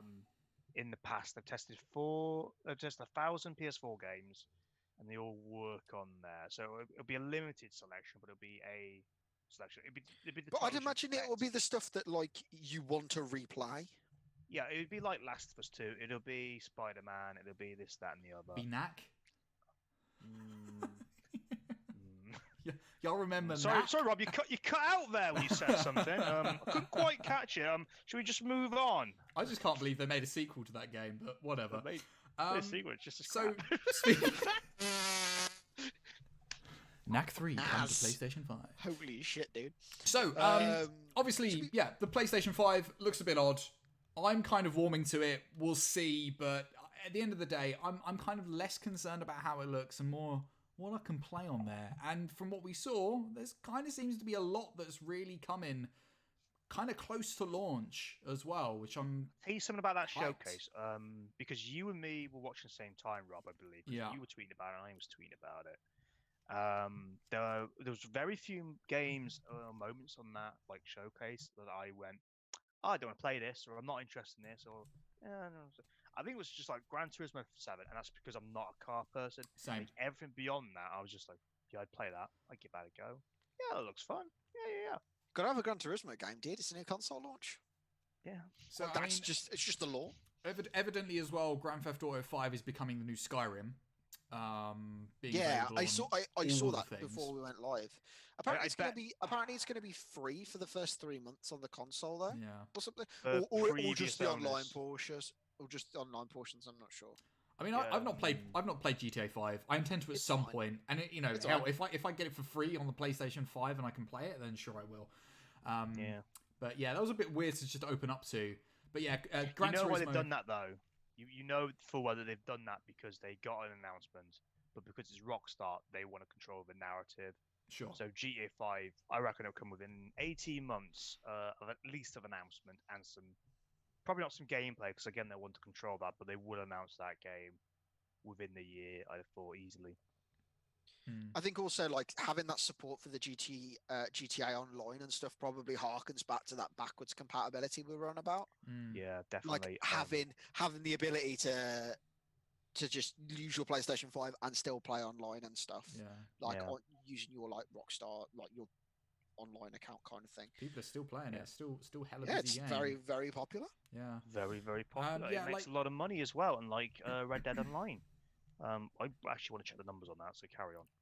So, similar to you, Naz, like the only thing, there's a few games that I'm really not fussed about. Intrigued maybe by some of them, but not to the extent where I'm like, I'd probably pick that up. Gran Turismo 7 being one of them. I'm just not my jam. There's also another game that I can't even remember what it was called, but it just looked like hack and slash nonsense, but like gods fighting gods kind of thing. Like it Oh shit! Was it Fuck. yeah, I know what I'm talking about, but I I've got can't it. remember. I've literally got Mortal Shell. Yeah, Mortal Shell. Like I don't know. Looks really generic to me. Not fussed by it. It's at all. very, very Dark Soulsy, and I'm kind of into that. So Sure. Yeah. Sure. Speaking of Dark Souls, speaking of Dark Souls, Speaking of Dark Souls, actually, yeah, Demon Demon Souls. Souls. Yeah. that's yeah. a boy. that was a segue, man. That was a great Accidental, segue. but it was a segue. Great segue. I'll take it. Yeah, that looks real yeah. pretty. Real pretty. I think it loses a little bit of the charm of the original, kind of with that mistiness to it because there's so much detail in it now. But yeah, if they're bringing a game forward that no one would have thought they'd be asked to do at the start of this not this generation, the last one, in fact, like PS3, and I don't think anybody thought Demon Souls would be something that people would come back to. Or It was want to very come much back in to. obscurity, wasn't it? And I think it's taken that like popularity of like, especially like the third Dark Souls and Blood-Borne Yeah, to get it's kind of people. become like a cult. It's classic like it's like a by cult. osmosis. Yeah, exactly. People are like, "Oh, you played the prequel to Dark Souls?" Like, no, it's really, really good. You can only get it on PS3 though, and it didn't release that heavily either. Yeah. Like it was almost like a stealth release. So Like I don't see any reason why not. At the end of the day, more Dark Souls. Dark Souls have done really well. People, like you said, yeah, Demon Souls has been a cult classic for years that not a lot of people sort of seem to have played or sort of know about. Obviously, people know more about Dark Souls as a series, so yeah, like why not bring that to fruition? It's nice to see more of that from Software, and you know maybe we'll get some more Demon Souls games as well, maybe because of it. You know, at the end of the day, I'm sure we'll Yeah. get more Soulsborne games in the years to come. So Yeah. I must admit, actually, I was kind of surprised that we haven't had a Blood-Borne 2 announcement for the launch. I reckon we're going to get Blood-Borne on PC, though. That's the thing I'm thinking at the minute. And I would Yeah. happily play that game on PC. I think it would look really Bloodborne's great. just a fucking awesome game anyway, to be fair. Such a good game. Really good. So what else? well, Josh, I really the ones that stood out to me mostly were obviously the new Ratchet and Clank looks fucking dope. Yeah. I'm so happy. I'm yeah. genuinely so happy about that game. And like the end reveal, like there's going to be like almost like an Enter the Spider-Verse type of thing, where you could get like different versions of like Ratchet and Clank throughout like the rifts and stuff like that. Yeah, and like it's gorgeous looking as well. It's so good looking. Speaking of Ratchet and Clank of just being like one of those games that is just so beautiful to look at, so colourful, so bright. It kind of seems like I felt like for the majority of what we saw for games coming out this gen or for the PlayStation 5, they all seemed really bright and colourful and beautiful looking, as opposed to sort of like dark grey and gritty that we had mostly through like the sort of 360 and PlayStation 3 era, where everything was like dark and serious and grey and brown. It's like let's see those colours like pop and like let's see what the console looks like, you know. It was that weird thing when like Infamous Second Son released on PS4 at launch and had like that grey. They said to us like, "Oh, this doesn't look great." And when they did the standalone thing with the neon girl, and that was bright and colourful because you're using neon all the time. I was like, why couldn't I play that bit? Why don't I have to deal with this jabroni all the time? And in fairness, it kind of like, I don't know, it kind of makes these consoles look better, I think, a little bit. Just a little bit more than like, let's try and be like super realistic. You want like, to show the palette off. You want to show the palette off. Let's really see what this can do. So yeah, Ratchet and Clank really stands out to me. Stray looks real cool. Like everybody loves boy Stray, and robots. man. Come like, on. Yeah, just like really intrigued by that game. Kenna Bridge of Spirits also looks really cool, really interesting.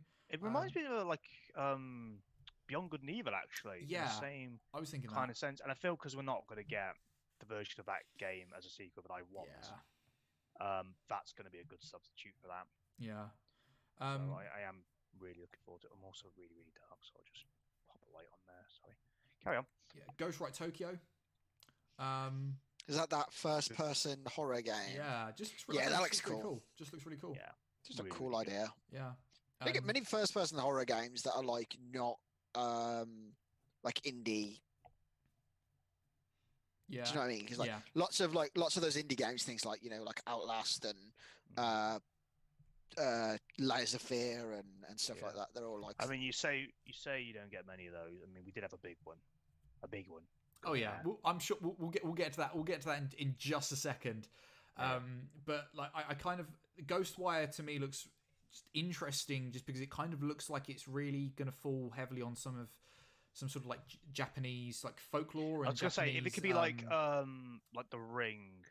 Japanese version of the Ring, stuff like that, where like the horror's kind of understated, because I think Western horror is a bit too much on having to murder a person. Yeah, and you don't need that for horror. I think the big screen cap thing for it was that guy in like the Oni mask, wasn't it? Yeah. It's like just very ominous. Yeah. So it's gonna be. I think just in general, it's going to be interesting to sort of, I suppose, just see stuff we've not seen before or seen to a great degree. Do you know what I mean? Like we're all very familiar with like you said, Western horror tropes. Like let's kind of like see something a bit new from a different culture. Murder or jump scares is kind of as far as Western horror goes, isn't it? Yeah. Little Devil, I think looks real cool, real interesting, real like They've really already nice had to change a little style. bit of that due to some like character design choices, let's say. But as a game, it looks really, really fun. It was actually one of the ones that was like when Kickstarter launched, that was going to be like on the. It's so old, like it had a Wii U stretch goal. Oh wow! Oh my god! So can't wait for that version of the game. Deathloop as well. Obviously from. Deathloop, very stylish. Very stylish. Oh god. What? Arcane. That's it. Arcane. Yes. That it kind of looked to me. It was a bit like sort of Tarantino style, grindhouse sort of style look and feel. Grindhouse done by the people who do Dishonored, and I'm here for that. with those, I suppose, things that they've learned from Dishonored. So kind of, just with those powers and abilities and that sort of thing. I think that's going to be a really cool looking, fun little game to watch out for. Absolutely. Of course, we hinted at it earlier, but that amazing trailer that ended up being Resident Evil 8. Yeah, it's exciting. What an announcement trailer! I thought that was dope. Really good. Really good. And I'd say we're back on muted colour pass, but it works for that game. Yeah. And it looks like it's going to be set if the flat cap's anything to go by, Yorkshire. Or the moors of Essex, maybe. I was really getting I was getting some 7 and 4 vibes from it. Which definitely. 4 is arguably one of the best games in the series. Yeah, like 4 is like I think 4 is like your cult classic. I think it's like 2 and 4 are like standard, as it were. Yeah. It was the original Skyrim as well. Like it's on everything. Like you can get it on your phone. Yeah. So like I think is going to be hopefully promising as well. And also, like, Capcom have just, I think, done a really good job very, very recently with the Resident Evil series. Like, not just with 7, but also with the remakes that they've been doing. I think they've I hope that this sort of level of quality continues and they just knock it out of the park. But they've had a really good year. Like they've had Monster Hunter better than it's ever done before. Yeah. The Resident Evil series is stronger than it's ever been in a long time. They got a good output of games stuff right now. Because they were flagging for a while towards the end of PS3, start PS4, because they run Resi into the ground with the action stuff. Yeah. And Street Fighter 5 was drawing some big heat because of some microtransaction stuff and just some badly plotted road mapping, I guess would be lack of a better term. But no, they've really taken everything back to sort of roots, just like, we're just gonna make games, we're just gonna make them good. Now, so they seem to lack some of that kind of westernized money making tactica that we get with microtransaction stuff like that. They're a bit heavy-handed with it, aren't they? I think it's the kind of the problem with it. Yeah. But I think actually kind of just on a quick point that kind of is past. We were talking about these new games on PlayStation 5. They're going to be we're really looking forward to them being bright, poppy, vibrant and stuff. And I think it's good. It's good for the consumers to see the fact that it also can do those dark and gritty, nasty looking. Yeah.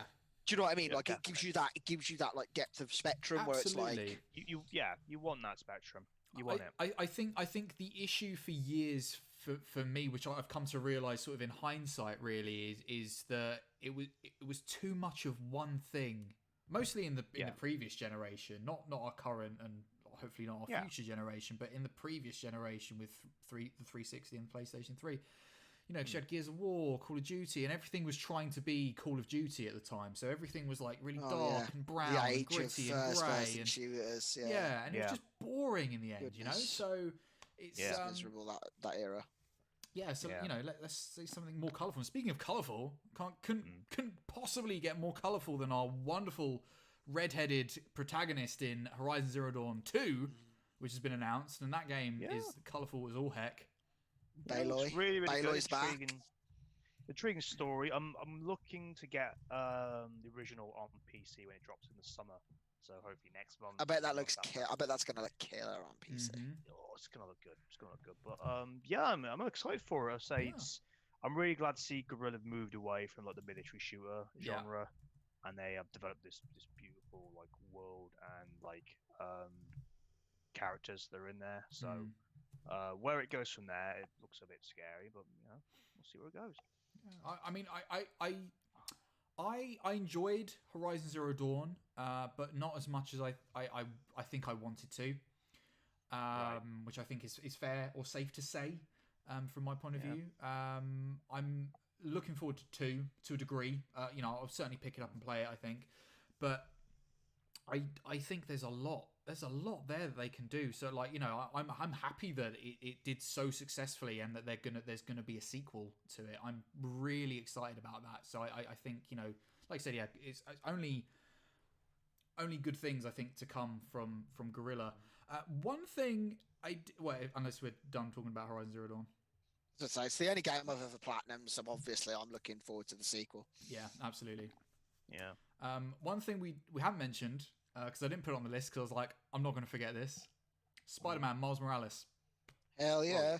Well, I think there was that little bit of ambiguity about that, wasn't it? Because like we were thinking that was going to be Spider-Man 2, Yeah. and it was going to take on Miles Morales, and they came out and confirmed that it was actually going to be like Not a I don't sequel, really know. but a standalone It's like title. a Lost Legacy style, like a 1.5 kind of deal, yeah, or like something. an 8-hour and 10-hour experience, which people are mad about. I'm just like, come on, you Why? know full well that new Spider-Man is going to have him in it. It's going to be a co-op thing potentially in there. Like, don't get mad about it. He's getting his own thing. He's going to be in the next one. Yeah, But I can also see the calm point of down. like, you don't get many games that have a black protagonist at the heart of it. They're always the side story. People are also so mad about that as well. They're like, Peter Parker is Spider-Man and Spider-Man is white. Like, shut the fuck up. Miles Morales is dope as hell. He is, man. Yeah. He's so interesting. I'm not being funny. We've had Peter Parker since the fucking years. 60s, yeah? Yeah. I love Peter Parker. So but do like, I. So do I. But we've had his stories. Miles Morales is a lot newer, a lot fresher, a lot cooler. Just different in a different way, you know. And I want to experience his stories and his journey, you know. And I love that little cutscene in the game. I love that little cutscene in the first one where like Spider-Man rescues him and he like teaches him how to fight. And it's like I like to think that was almost like the moment he became Spider-Man almost. Yeah. Yeah. Do you know what I mean? And that's it. As soon as I saw him in Spider-Man, I was like, oh my fucking god, please, Miles Morales Spider-Man, in whatever shape or form. And I'm just over the moon that in whatever shape or form it's happened to come out in. Is coming out in his own standalone title. Now, I think it's going to be bigger than what they think it's going to be. Yeah. Because you've got that open world to exploit. It's going to be a lot of assets pulled over, which is what it was going to be anyway for like even the sequel. Because you've got New York built, and they probably built it up. Yeah. Knowing Insomniac and their eye for quality, they're going to have that built up bigger than it needs to be and more detailed. So like, I'm not worried about like the game looking crap or being crap or whatever. I'm just worried that people's perceptions of it might be a downer on it. One thing I think people are just going to hate on it just because it's popular to hate on or whatever, just because they can. But at the end of the day, I think Insomniac are doing the right thing. Absolute killer job, yeah. Just smashing that game to pieces. I really so hope good. now, and depending on what this game and the sequel to Spider-Man brings as well, I really, really hope we get something from Spider-Gwen. Or Ghost Spider, as she's sort of called now. I would love probably will do. her as well. Even a standalone title of her would be amazing, or even her to just pop up in. I would love like a Spider-Verse style thing. I was literally just about to say that it'd be really cool to get like a Spider-Verse kind of deal. Like Ghost Spider. But then I do just wonder how you don't just end up making each character a sort of like. I hate to use the phrase, but like just like. Token Spider-Gwen. Do you know what I mean? It's like you can play this game and it doesn't actually affect anything you're doing, but you're playing it as Gwen rather than Miles Morales or Peter Parker or whoever. It's like functionally Peter B. Parker is no different from like Peter Parker for the most part or whatever. Yeah. But it's just like like they'd have to be careful if they did a Spider-Verse game. I think it'd probably have to be like forced perspectives, like, and a bit more linear than we'd like to make sure that each character got their beat right. Well, I mean, I'd be happy to play it, but I just don't know how it'd work in a big open setting. So it's all speculation, right? But like I say, Miles Morales is getting his game. I'm really looking forward to playing it. That's going to be an instant get for me. And Rob, there's a game a launch title, wasn't it, as well, which I'm mad hyped about. Will it be available if you've got the PS4? Like, I know that Xbox are doing like that backwards, like, you buy it on one title, bring it through. Yeah. Are they doing it? So if you play if you've got a PS4 copy of Spider-Man and then play it on the PS5, will I be able to download the Miles Morales like as the add-on? I don't think that's a question they've answered. Because like you said, Microsoft are planning, I think, for the next 2 years or so to have everything that they release on the new Xbox on the current Xbox as well. So they're not going as hard, it seems, on the next platform, the next generation console as Sony are, it seems. So, I mean, we'll see how that ends up. There's been a few games where like if it's released on PS4, you can get the PS5 version as well with that. Shadows of Mordor was one, I think. Yeah. Really? That's a bizarre title because that's like so old now. Well, Rob wants that sweet Gollum game, doesn't he? Hell no. So Hell no. I'm good. It's going to be on PS5, mate. You're going to want it. I'm good, buddy. I'm good.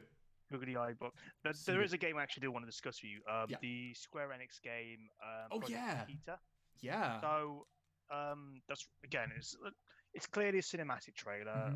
It's showing off a lot of bits. I think there's maybe one bit that I could consider possible gameplay in there, but it's classic Square Enix. They just pump it out. This is it. Do you know what? I'm looking forward to it. I'm looking forward to seeing what it is because I think recently, especially, Square Enix have been doing a good job in general, right? They've been doing a cracking job with like Nier Automata came out and like blew everything up. I think Final Fantasy 15 was really, really good. Obviously, what they've done with 7 Remake has been great. So if this is like a new RPG or, I don't know, just a new title or whatever from them, I'm looking forward to seeing what it is. Like, there's a question I'm going to level at you. Do you think this is the next Final Fantasy game? Because I think it's going to be, because the studio that's working on it is the one that worked on 15. I think this might be a teaser. This might also just be like a tech teaser more than anything else, just to show off the kind of stuff you'll be able to do in that. But I mean, about 65% convinced this will probably end up being 16. But if it right on that cusp. I completely disagree. I think if anything, this is a standalone title that's just going to be whatever it is. But that's an interesting point though that you bring up. But if it is just like a tech demo thing, it's like, look at what Square Enix can do with the PlayStation 5, then it would be in the same vein as that tech demo they did for the PlayStation 4, whatever that was called, with the female protagonist with the like red feathers and stuff. That people were speculating, is that going to be Final Fantasy whatever? And obviously that was just a tech demo. That's not a thing. That's not a game that we're getting at any point, any way, shape, or form. But that was advertised as a tech demo. Like I think this is going to be a game. I don't think this is going to be a Final Fantasy game. But I think this will be a game. I mean, I'm gonna timestamp this, and when it comes back to it, because Square are they are going to be over the next couple of months announced that they would have announced at E3. So there'll be a few that they'll announce, but I don't think many of them will be classic Square RPGs. I mean, they'll just be like little things like, I don't even know what franchise they've got anymore. Maybe Tomb Raider or something like that. Or something that kind of aim, like a more westernized title. Yeah. I don't think it's going to be like a Japanese RPG because again, you might do stuff for TGS or something like that. Well, exactly, yeah. But I've heard like as well. Whatever the TGS equivalent is going to be of Games Fest. Yeah.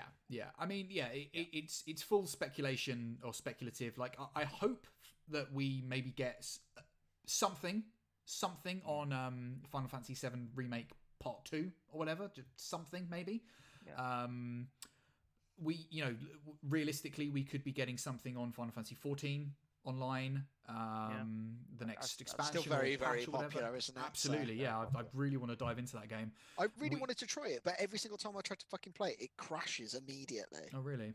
Like, it's a nightmare. I can't get onto it at all. I was like, well, fuck this then. I'm not going to bother. So I didn't. So possibly Final Fantasy 14. Like you said, Tomb Raider. We could be getting a new one for the new generation to come, perhaps. One game and franchise we haven't had from them in quite a while, which, we're probably due for another one at some point, maybe, is Deus Ex. Maybe, but I think the last one really didn't do very well. That's a shame, because the last one's Mankind Divided, was it? Was it Mankind Divided? It was really good. But also look at it in terms of, which we could briefly talk about as well, because there was a big live stream about it, Cyberpunk 2077. the popularity that is like bringing. Yeah. Do you know what I mean? There is a gap in the market or a interest in the market for cyberpunk games. Yeah, and Deus sure. Ex is a cyberpunk game. So yeah, for sure. you know, it's got a great color palette, like that gold and black. Yeah, it's very, very distinct, isn't it? Yeah. I actually really, really like the Deus Ex games a lot. I really do as well. I think they're cool. First one was solid. Second one better. I would take a third one. Yeah, I think technically you're right though, Rob. Like, it's a case of, I wonder if they might see how Cyberpunk kind of gets received. Yeah. Which is like undoubtedly favorably, to be honest. Yeah, I think so. Yeah. And then like people obviously want more of that good stuff, and then they'll probably like start. Do you know what I mean? So they probably have it in development now if they're doing it, and just keeping quiet, waiting to see how Cyberpunk is received, and then they'll go for it. Before they officially announce, hey, this is coming out. Yeah, I still want my big props for saying that game would again get delayed from its September release. From like everybody who told me I was wrong. I've got receipts. I'm gonna cash them out this week. It doesn't surprise me. Like The Witcher 3 was delayed, I think 3, maybe 4 times. So it's about it's not a bad thing on their part. No. It's just the way they work. Yeah. And I've heard some. There's been people in the industry that have played at least like 4 hours or so of the game as well. That was a big thing this week, and they've come back with some really favourable feedback from it. So I think they are still, because they're one of these companies that are really, they go through it with a fine tooth comb. They want everything to be perfect and precise. Spot on. Yeah. So no surprise that it's been delayed again, but hopefully this will be the last time. I think, to be honest, like we've seen a reasonable amount of it by at this point, haven't we? Yeah. So like I think it's almost like it'd almost be silly to not release it in September. I think if it doesn't come out in November, sorry. If it doesn't come out in November, I think it will genuinely do more harm than good. Yeah, it'll make it to November. I think the one thing that you could say right now about game delays right now is that they're pretty much welcomed at this point, because it's just stretching out what's coming out. So we're not having like a gap in like media right now, because like stuff's had to be delayed. Like The Last of Us got delayed till this month. Ghost of Tsushima's next month. We're in September. Getting all that stuff there. The only thing that like I would be concerned about is like Nintendo haven't really announced anything new. There's no like big franchise or anything like that. What do you mean? What about Pokemon Snap, bro? Yeah, Snap's really good, but it's got an indistinct date. So I'm not sure when that's gonna. I think that will come out this year. I'm genuinely actually excited about that game. To be fair, there's like that 5-year-old. Like I remember playing the original, like, and remember being in awe of it. And I think it's yeah. Yeah, I think that was almost the bit about Pokemon that I always kind of felt was neglected a bit. It's because at the end of the day, what you do with your Pokemon is that you get your Pokemon and you cockfight them. Yeah. Do you know what I mean? Like, and it's literally, it's just like you just like literally just try to kill each other constantly. But actually, like, there's a whole world that it's like, it's got all these like people that are like explorers and like anthropologists and stuff. Like, it'd be pretty interesting to actually like get out and like see it from a different angle and do like that. You heard it here first, folks. Game Freak making virtual cockfighting a thing since 1996. Am I fucking wrong though? It is cockfighting. It's fully cockfighting. Well, in fairness, Josh, your thing is trying to Steve Irwin the wildlife. Seeing a little like a weedle going along, chucking a ball, and having it smashed to death by a cipher. That's what you're all about. To be fair, fully. I'm fully about like that kind of like exploration, like just like. Do we think, again, pure speculative? And I don't want this to be like a huge topic. I don't do predictions, mate. But do we think that Nintendo perhaps are kind of sitting back? I don't think they were going to be coming to E3 anyway this year. And usually Nintendo do what Nintendo do, and they kind of, do their announcements as and when they want, which is fine. That we've come to expect that over the last couple of years from Nintendo. Do we think that perhaps they're feeling that we'll just step back a little bit and see what's going on, see what other people announce. Because also they're not announcing a new console because they've had their new console. So they're not necessarily trying to keep up with Sony and Microsoft, and they don't need to because their console is, I think they're in their own lane. Do you know what I mean? Compared to Sony and Microsoft, which are kind of in the same lane battling each other. Do we think they're just sort of taking a step back, seeing what the gaming sphere and field looks like this year and going forward, and then sort of making their assessments there whilst quietly doing or working on whatever it is they're doing? I think Nintendo are just doing what Nintendo are going to do. Yeah. And like, I don't particularly think that they're going to be like sat there doing like hardcore. Well, they probably are, but like, because they're a games company, but like doing like hardcore market like analysis and like, we need a first-person shooter and we need a MOBA and we need this. I mean, like, they're probably just like, oh, okay, like. They're just looking to make the best Nintendo game they can. Yeah, people are like, oh, like I see that there's some like want for like a new Zelda, or I see that people are like, you know, there's some people asking for like Star Fox. Or I do you know what I mean? forgot Breath of the Wild 2 is a thing. Oh, that's good. That is. Sorry, blacked out for 2 seconds. Remember that. Whew. Naz just had an out-of-body experience on the podcast there. I imagine you just saw like 120 hours of Zelda Breath of the Wild flash through my brain right there, real time. But do you know what I mean? Like, I think that's what it is. I think they're probably just gonna sit back and just be like, they're gonna throw some like weird little titles out. So like Pokemon Snap is like a bit of an odd title. They put out there that they're doing like a Pokemon like MOBA. There's also a bunch of Mario stuff they're doing as well, like remaster, like Sunshine's coming to Switch, which I'm really playing. I never played Sunshine. Yeah, me either. I'm interested. Or actually, I think I did play Sunshine, but I've played very, very little of it, like maybe a couple of levels. None of it. Want to play it? Want to give it a go? Just seen the chat that they've said. I mean, Nintendo won with Animal Crossing. I don't think they need to make another game for the next like 2 years anyway.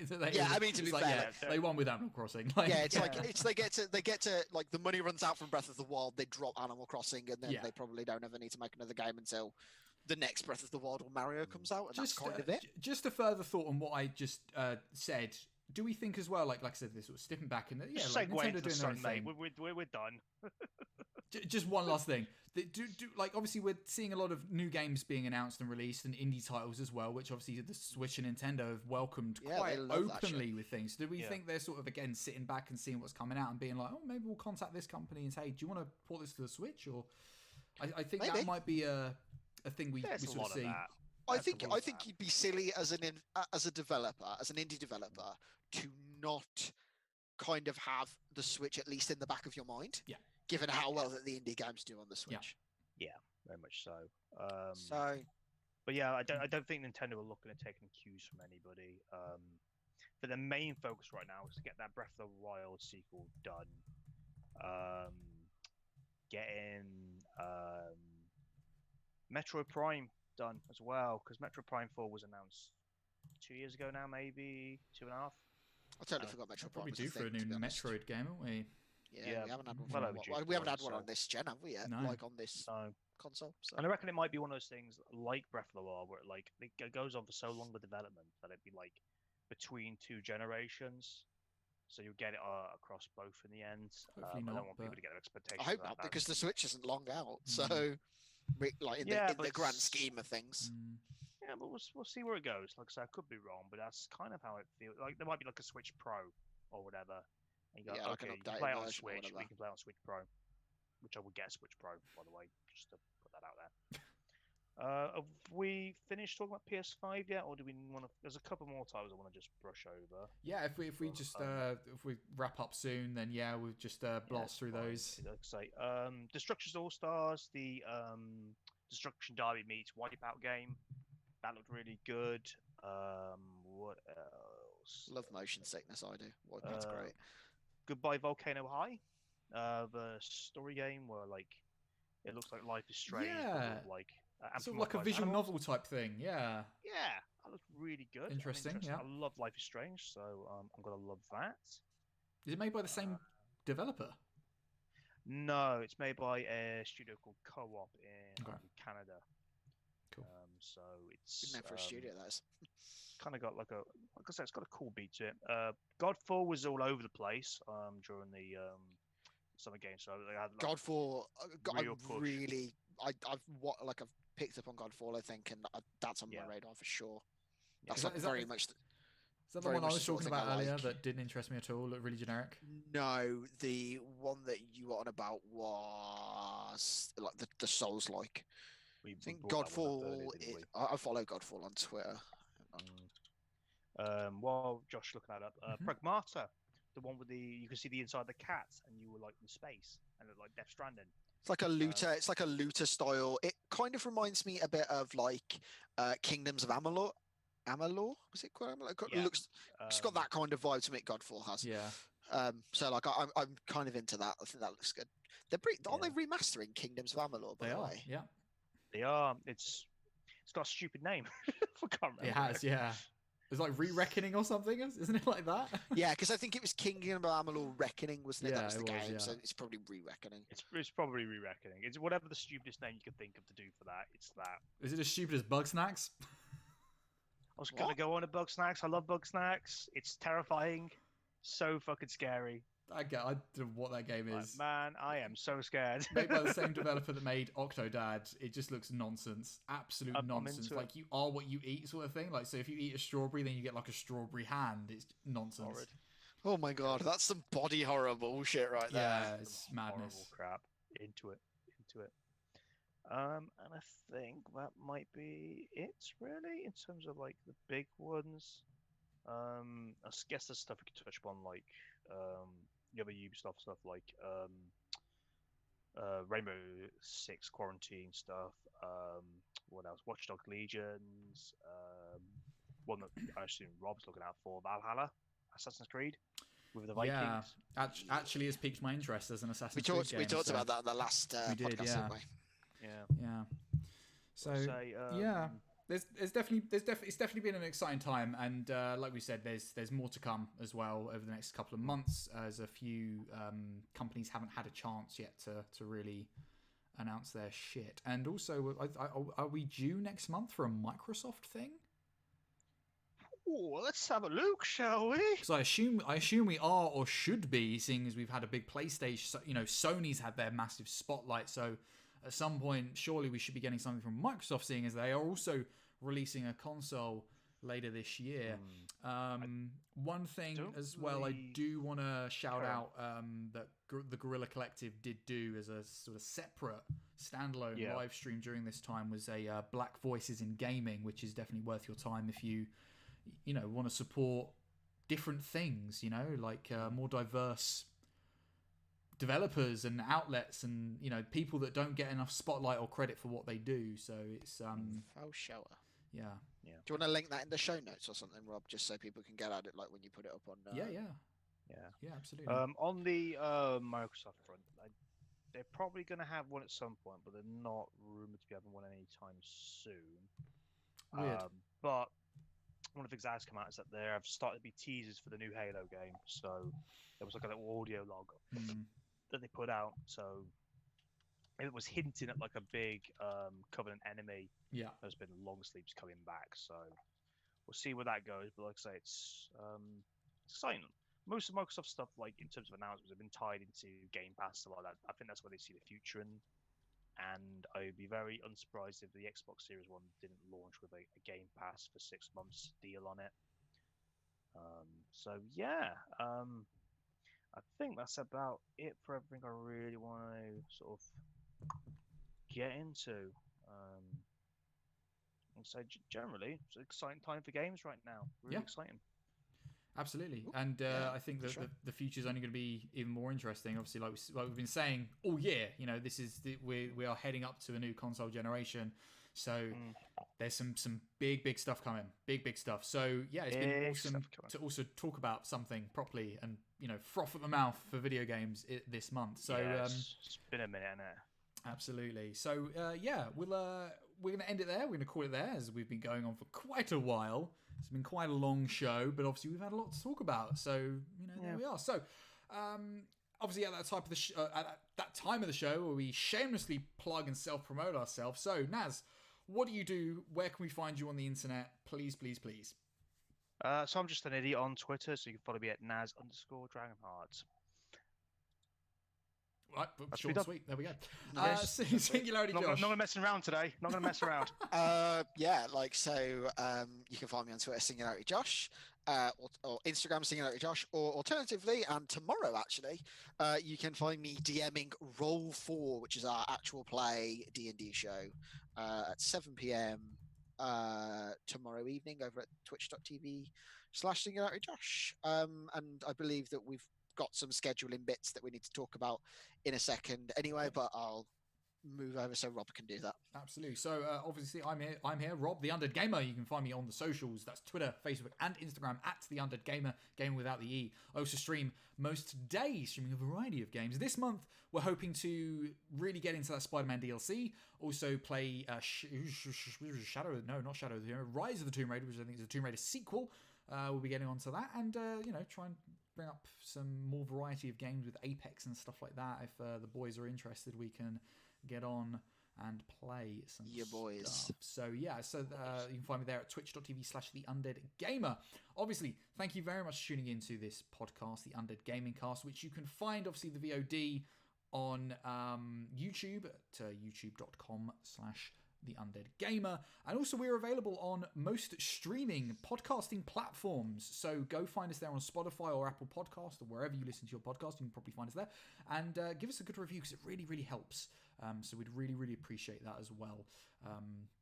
We were talking about scheduling issues. So the next podcast, is going to be on Tuesday. Is it the 28th? 28th. Yes, Tuesday the 28th.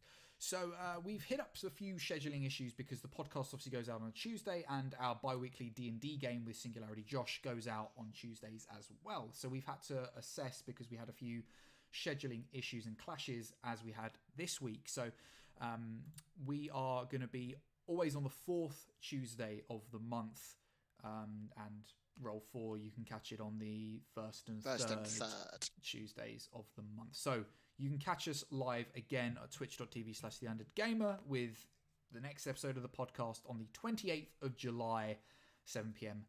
GMT. So thank you guys so much for tuning in. I think that's it, right? Yeah, that's it. Yeah, cool. Thank you very much for tuning in. Really appreciate it. We love you lots. And we will catch you guys in the next one. Until then, I've been Rob the Undead Gamer, and they have been SingularityJosh. And the other one. Naz! You're ruining the outro. Let's just go. Bye. Bye.